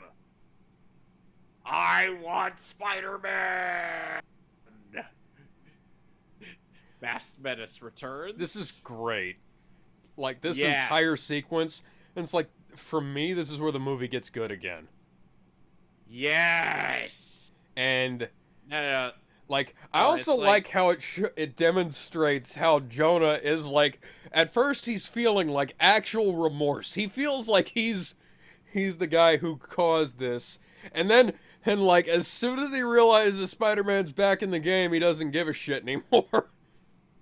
Yep. Oh, this fight scene is fucking awesome. Like, not even just from, like, the opening exchange. Or, like, from the opening exchange all the way to where it ends. Because Peter's at the top of his fucking game here. He's not losing his powers like he was earlier. Yeah. Poof! Alright, time to Kingdom Hearts this shit. Nope. Oh man, you were supposed to use that as a sword.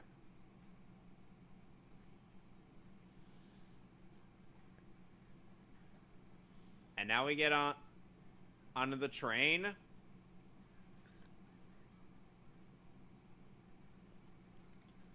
Here's the most iconic scene in this whole movie. Yeah, funny how the two biggest superhero films of the year both had train scenes where the hero has to stop a train. And they both have, like, slightly, well, vastly different reactions and slightly different outcomes. Yeah, Peter was actually able to stop the train, meanwhile Batman and couldn't stop the train. No, that was 2005. Batman Begins is 2005. I'm talking about The Incredibles. Right. Oh, yeah, The Incredibles. Mr. Incredible, I think, did stop the train, but the outcome was that he and every superhero ended up getting sued. Yeah. Ooh. And then Marvel tried to recreate the success of The Incredibles in Civil War, and it was one of the worst things ever. I'm sure a lot of people appreciate that shot of Toby's ass.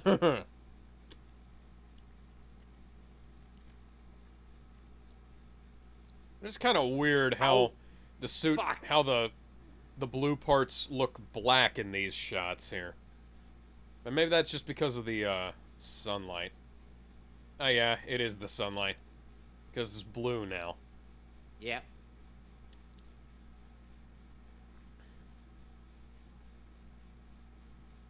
But in all seriousness, it's like this fight also showcases once again, and that Otto doesn't prefer to make things personal unless he has to.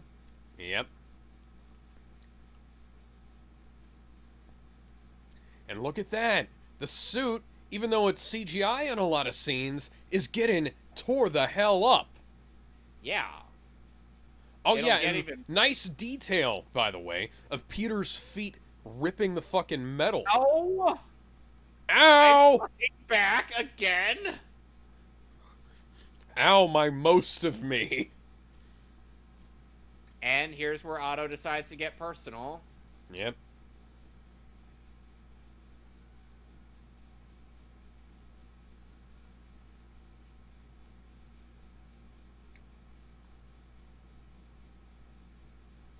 And when all that doesn't work, Otto decides... Okay. I'd fuck it. Time to Highlander 2 this, bitch. And if Clancy Brown's not around, I'm gonna do it myself. Oh yeah, Michael Ironside. Yeah, that was Darkseid in that movie. Oh, and here we go.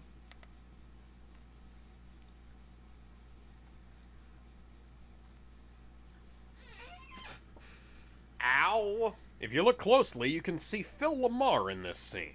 Yep.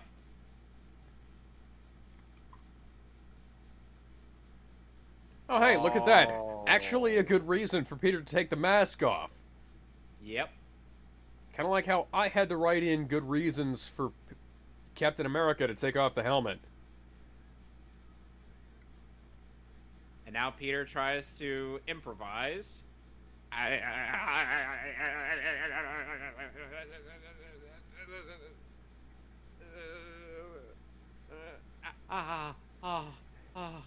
Ow. That hurts. That was not a good idea. That was a terrible idea. It's a good thing I have enhanced healing, or that knee would come back to haunt me.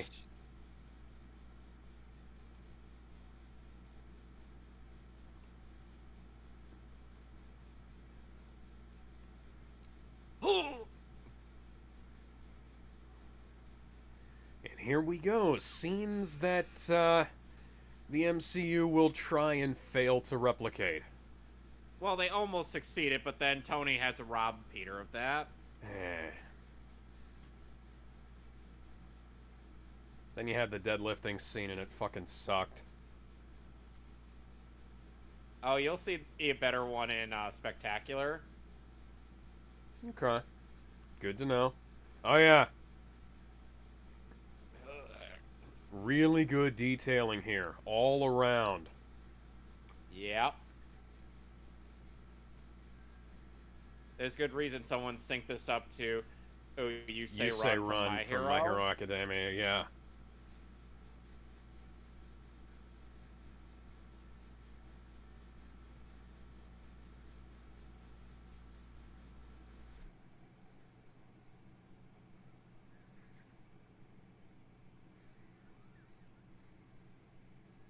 Like, I like the deadlifting scene in Homecoming, but I do prefer the one in Spectacular. Or just based on the fact that it had better framing and better circumstances.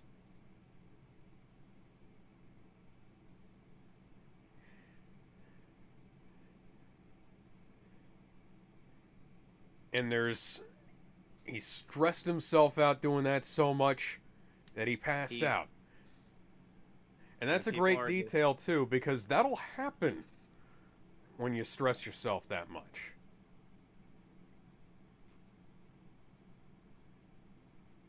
And people just carry him across the train.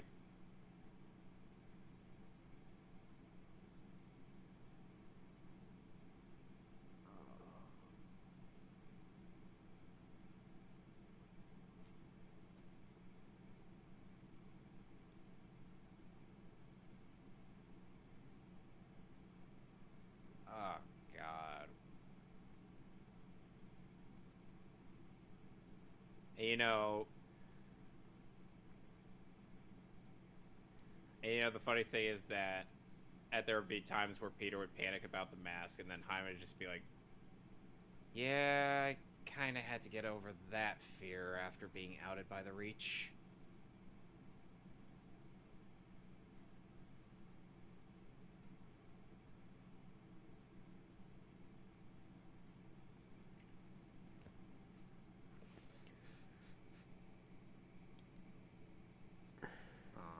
That's nice. I dare you to find a scene in anything past Phase 1 of the MCU with this kind of genuine heart in it, you know? Yeah. Maybe the scene where Tony reconciles with his dad without his dad realizing it, but that was more for, like, closure for his character. Yeah. That makes any sense to you?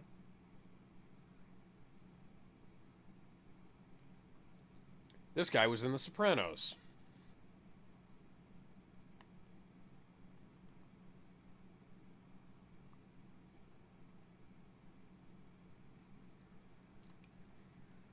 And then Otto just literally goes through all of them. Yep.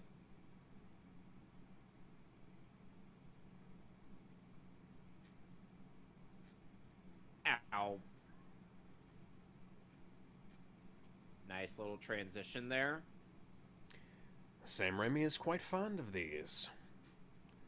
They're better than the wipe transitions from Star Wars. Eh. They used them all the goddamn time. Especially in the prequels.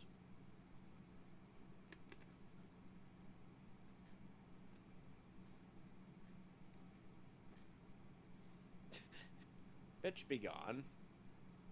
You know, one other thing I do also like to make note of is, like, sometimes at first a character's hair is, like, prim and proper, but then later on, as they progress through, like, their road to darkness, it gets more and more disheveled. Know what I mean? Yeah.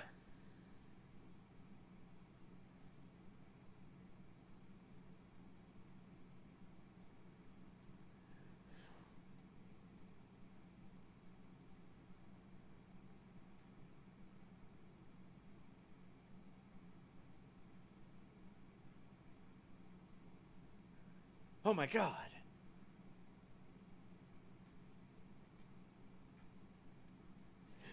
No, it was so obvious. How can I be that dumb? And yeah, Peter just powers through the fucking barbed wire. Yep.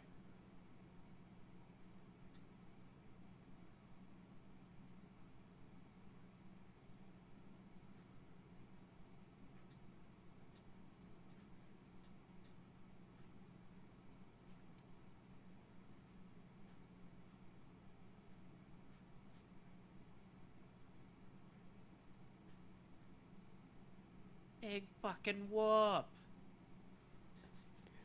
Technically, he killed himself. So, you know. Go fuck yourself, Harry. Meanwhile, at the Legion of Doom. Meanwhile, at the Hall of Injustice. How many times have I said, meanwhile, at the Legion of Doom for some of these? Plenty. I don't remember how many, but I know that it's happened more than once.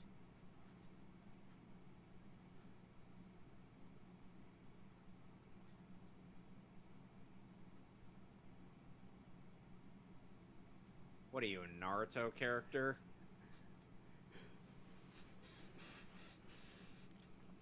Believe it! Now to conjure the I- power of the sun in the palm of my hand! Oh yeah! Oh, I love how Otto practically sees Peter, or with the reflection.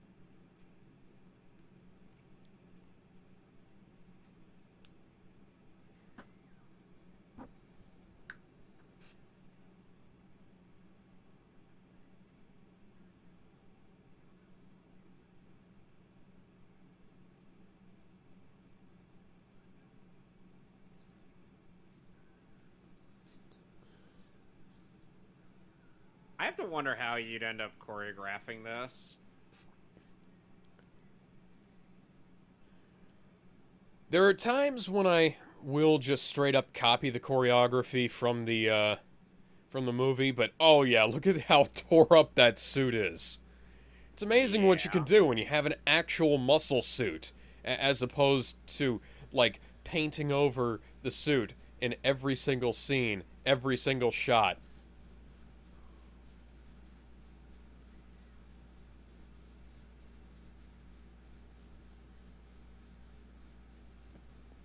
Excuse me.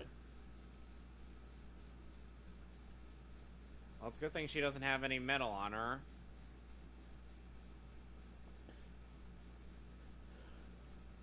So, I was trying to make a Oh, and of Nightwish course, joke, but I forgot. And of course, Doug Walker also dunked on Mary Jane in his top 11 dumbass moments, or dumb Spider-Man moments. And I'm like, I mean, you know, granted, and she's not exactly the smartest, the brightest bulb in the kitchen. And she's still not, the worst.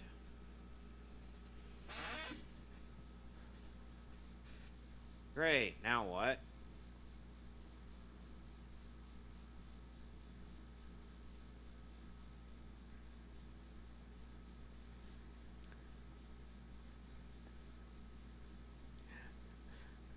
good going, Otto. You conjured a sun out on the docks. Now what do we do? Oh, God, I had a dream once where I was in a Broadway musical.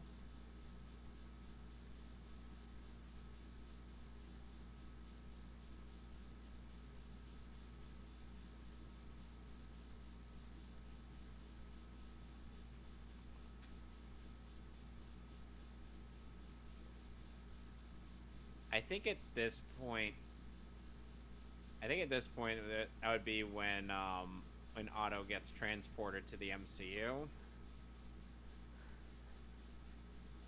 Oh yeah. Because that's when he learns Peter's identity.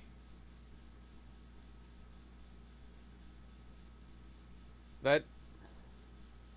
Yeah, right here is where he ends up Okay, being that would make transported. sense. Yeah. Because remember, he said, I had him by the throat. And then he's like, oh my God, I died.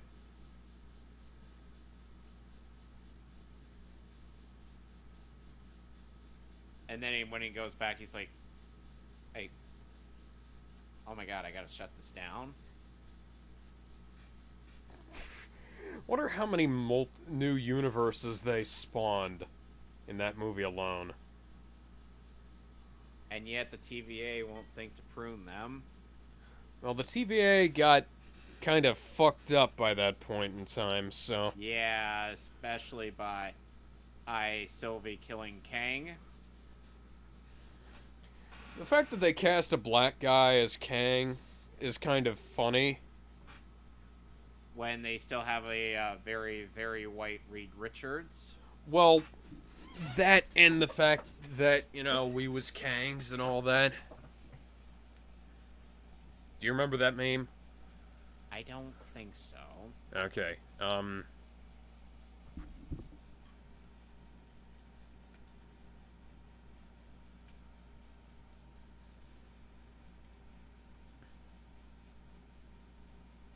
And here I kind of imagine Sandman drowning the machine, and as opposed to Otto doing it. As kind of like a bait and switch heroic sacrifice thing. Yeah, so basically the bait being that he supposedly dies, but the switch is that he actually survives since he can survive. Yeah, the We Was Kang's thing was a I think it was from like the Nation of Islam, where they were like saying, "Oh, all major historical figures were black MJ's up like, until that explains so much." yeah, up until And like, then we get another meme, and then it was like fucking astroturfed and shit. It's that scream stupid. that Toby does. Yeah, right there.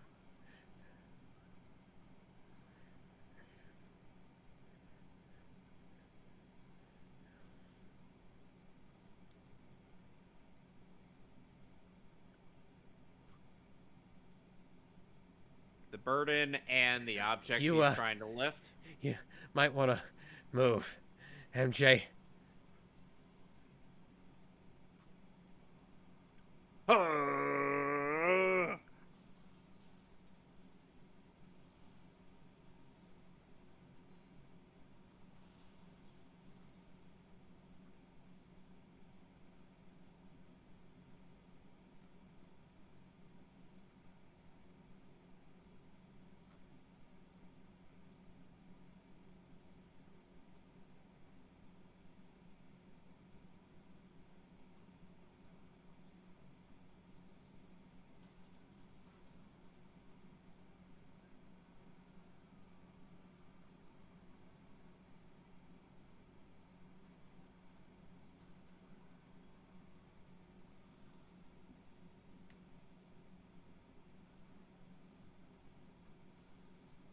Don't worry, we just have to time this.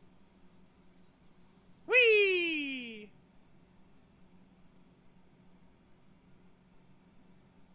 Goodbye, old friend. We will never see you again. Until 2021, and then you'll be like, "Hello, Peter."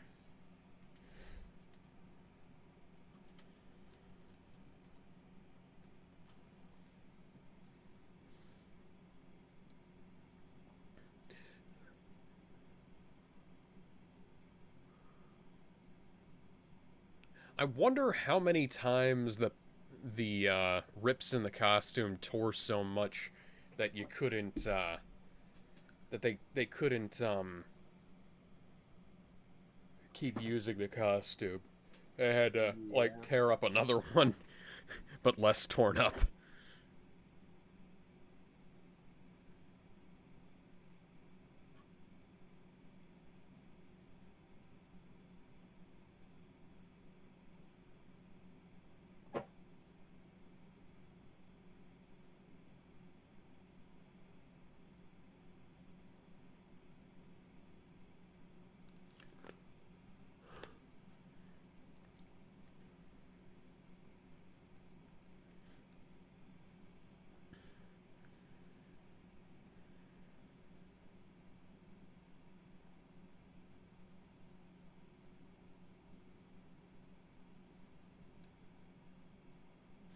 Please don't drop me.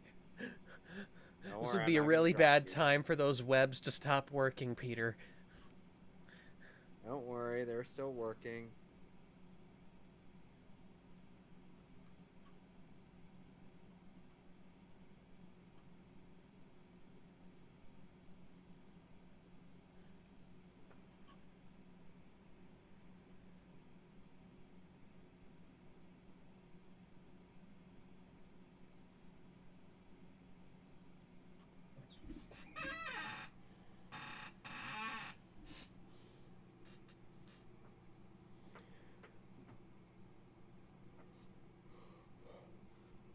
I'm gonna have to buy another suit after this, aren't I?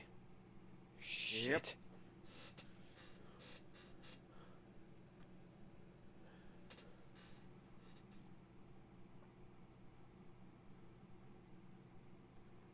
Because that's the thing that would happen in the comics, by the way. The suits would get torn up, and Peter would have to either, like, make a new one or repair it.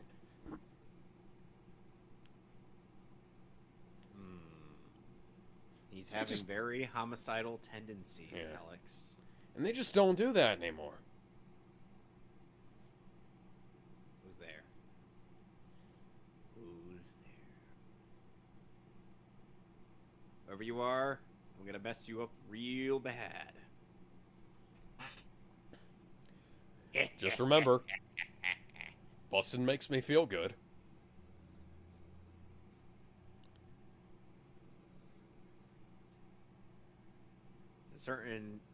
It's a certain defriend and a defoe.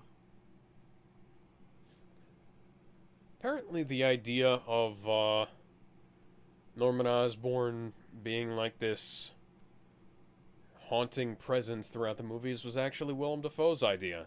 And it's a really good idea.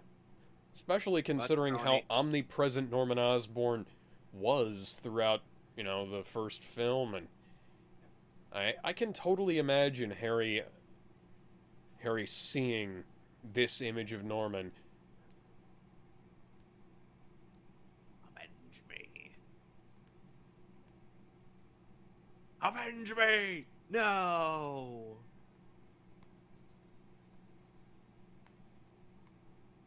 And then Harry finds the secret lab where Norman Osborn's been hoarding all the Mountain Dew. Oh god, what is this? Please tell me this isn't your secret sex dungeon, Dad. Wait, no.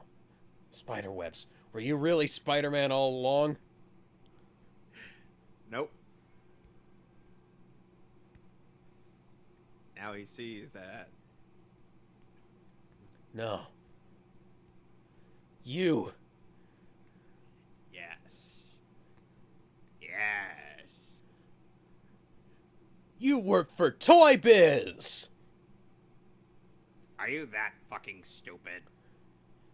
But they own the rights to make Marvel toys right now. Hasbro won't have that license until 2007. When they'll ruin everything. I was the Green Goblin, you idiot. Oh, that makes more sense.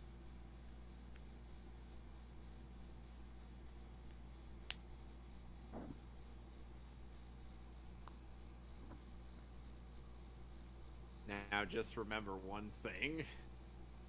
No Russian? No. We got a better... Or this... Sam Raimi ended up producing a better... Or Harry Osborn Green Goblin than... Well, Mark Webb.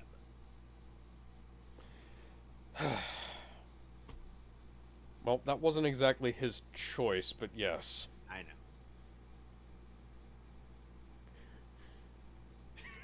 Hi, I'm John Jonah Jameson in the third. Handsome astronaut, American hero. And I am getting cucked by a reporter. She's not even a reporter in this continuity. No, Peter is the one doing the... Never mind. So, how is Peter cucking him? Well, yeah, she's,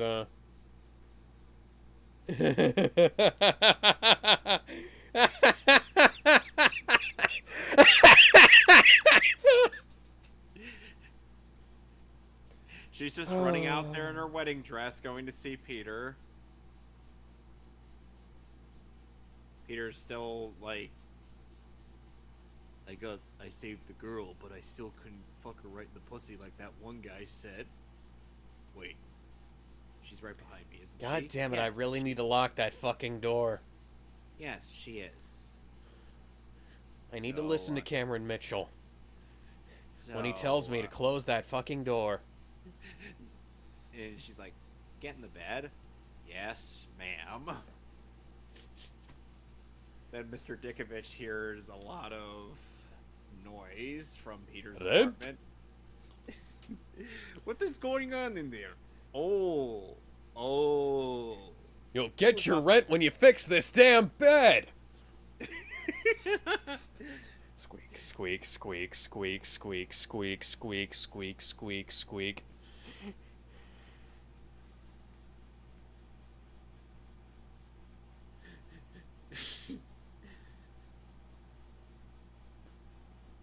And he's like, I do not know how to feel, but I will accept this. Why does Mr. Ditkovich sound like the Red Guardian? He is Russian. I am Red Guardian, I am also landlord. Or communism does not pay well. Capitalism pays better.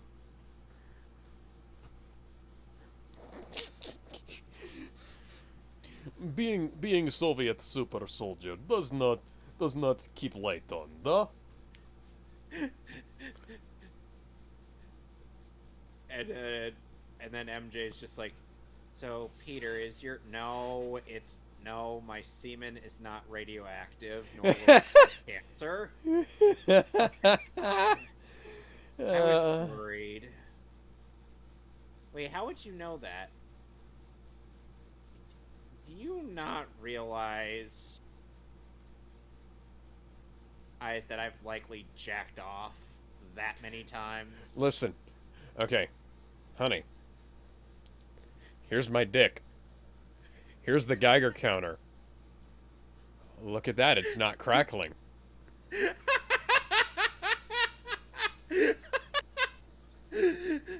Oh.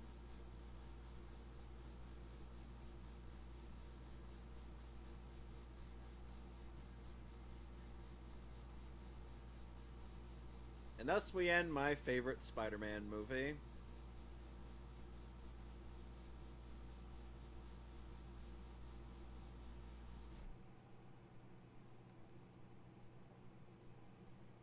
.5 out of 10. 7 out of 10. You would. I could have gone lower. Yeah, Elizabeth Banks was in this as well.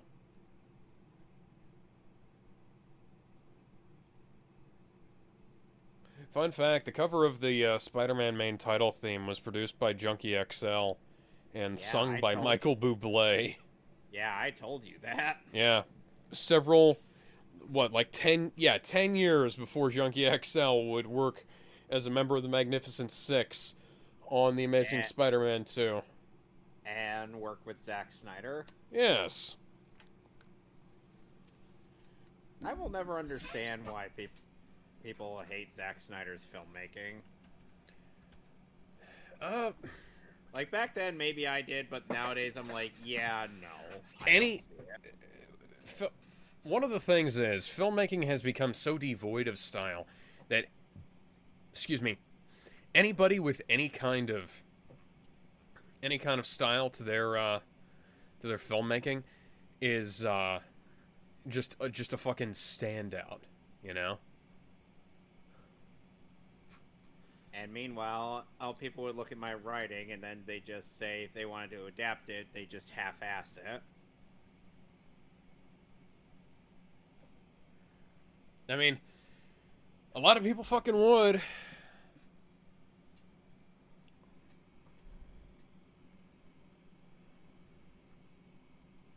Let's see here.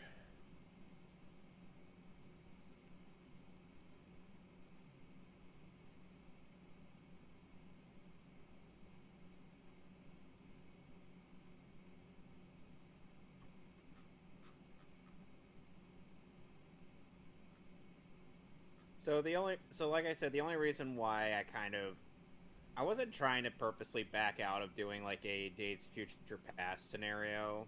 Mm-hmm.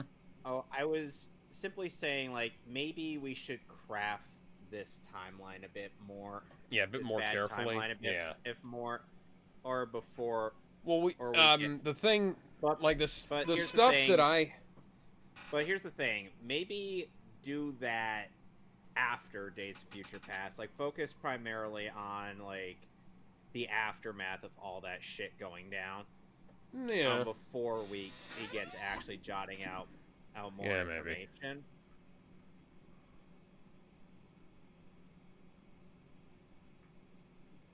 Why does Wikipedia not have the, I'm looking through Junkie XL's discography here, and it is woefully inadequate. And because it's missing a bunch of shit I know he fucking recorded. And it's like Jaime sees that. Yeah, music by Junkie XL on the Dead or Alive page, and they didn't even list him on the fucking list that on his fucking discography.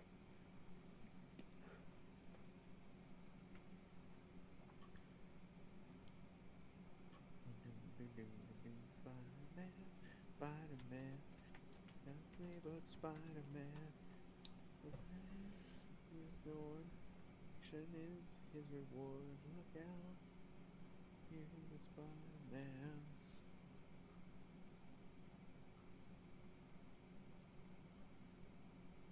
How do you feel about Vindicated? Vindicated being... Oh, the... I don't remember that song.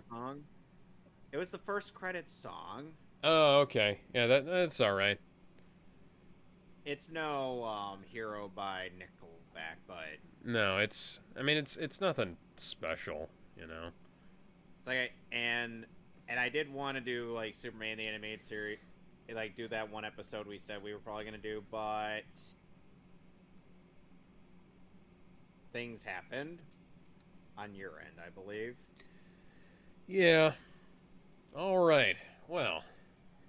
We'll see y'all on Monday for the regular game night stream, and we will be back next week with the Rogue Cut. Mm-hmm. So, AKA until then...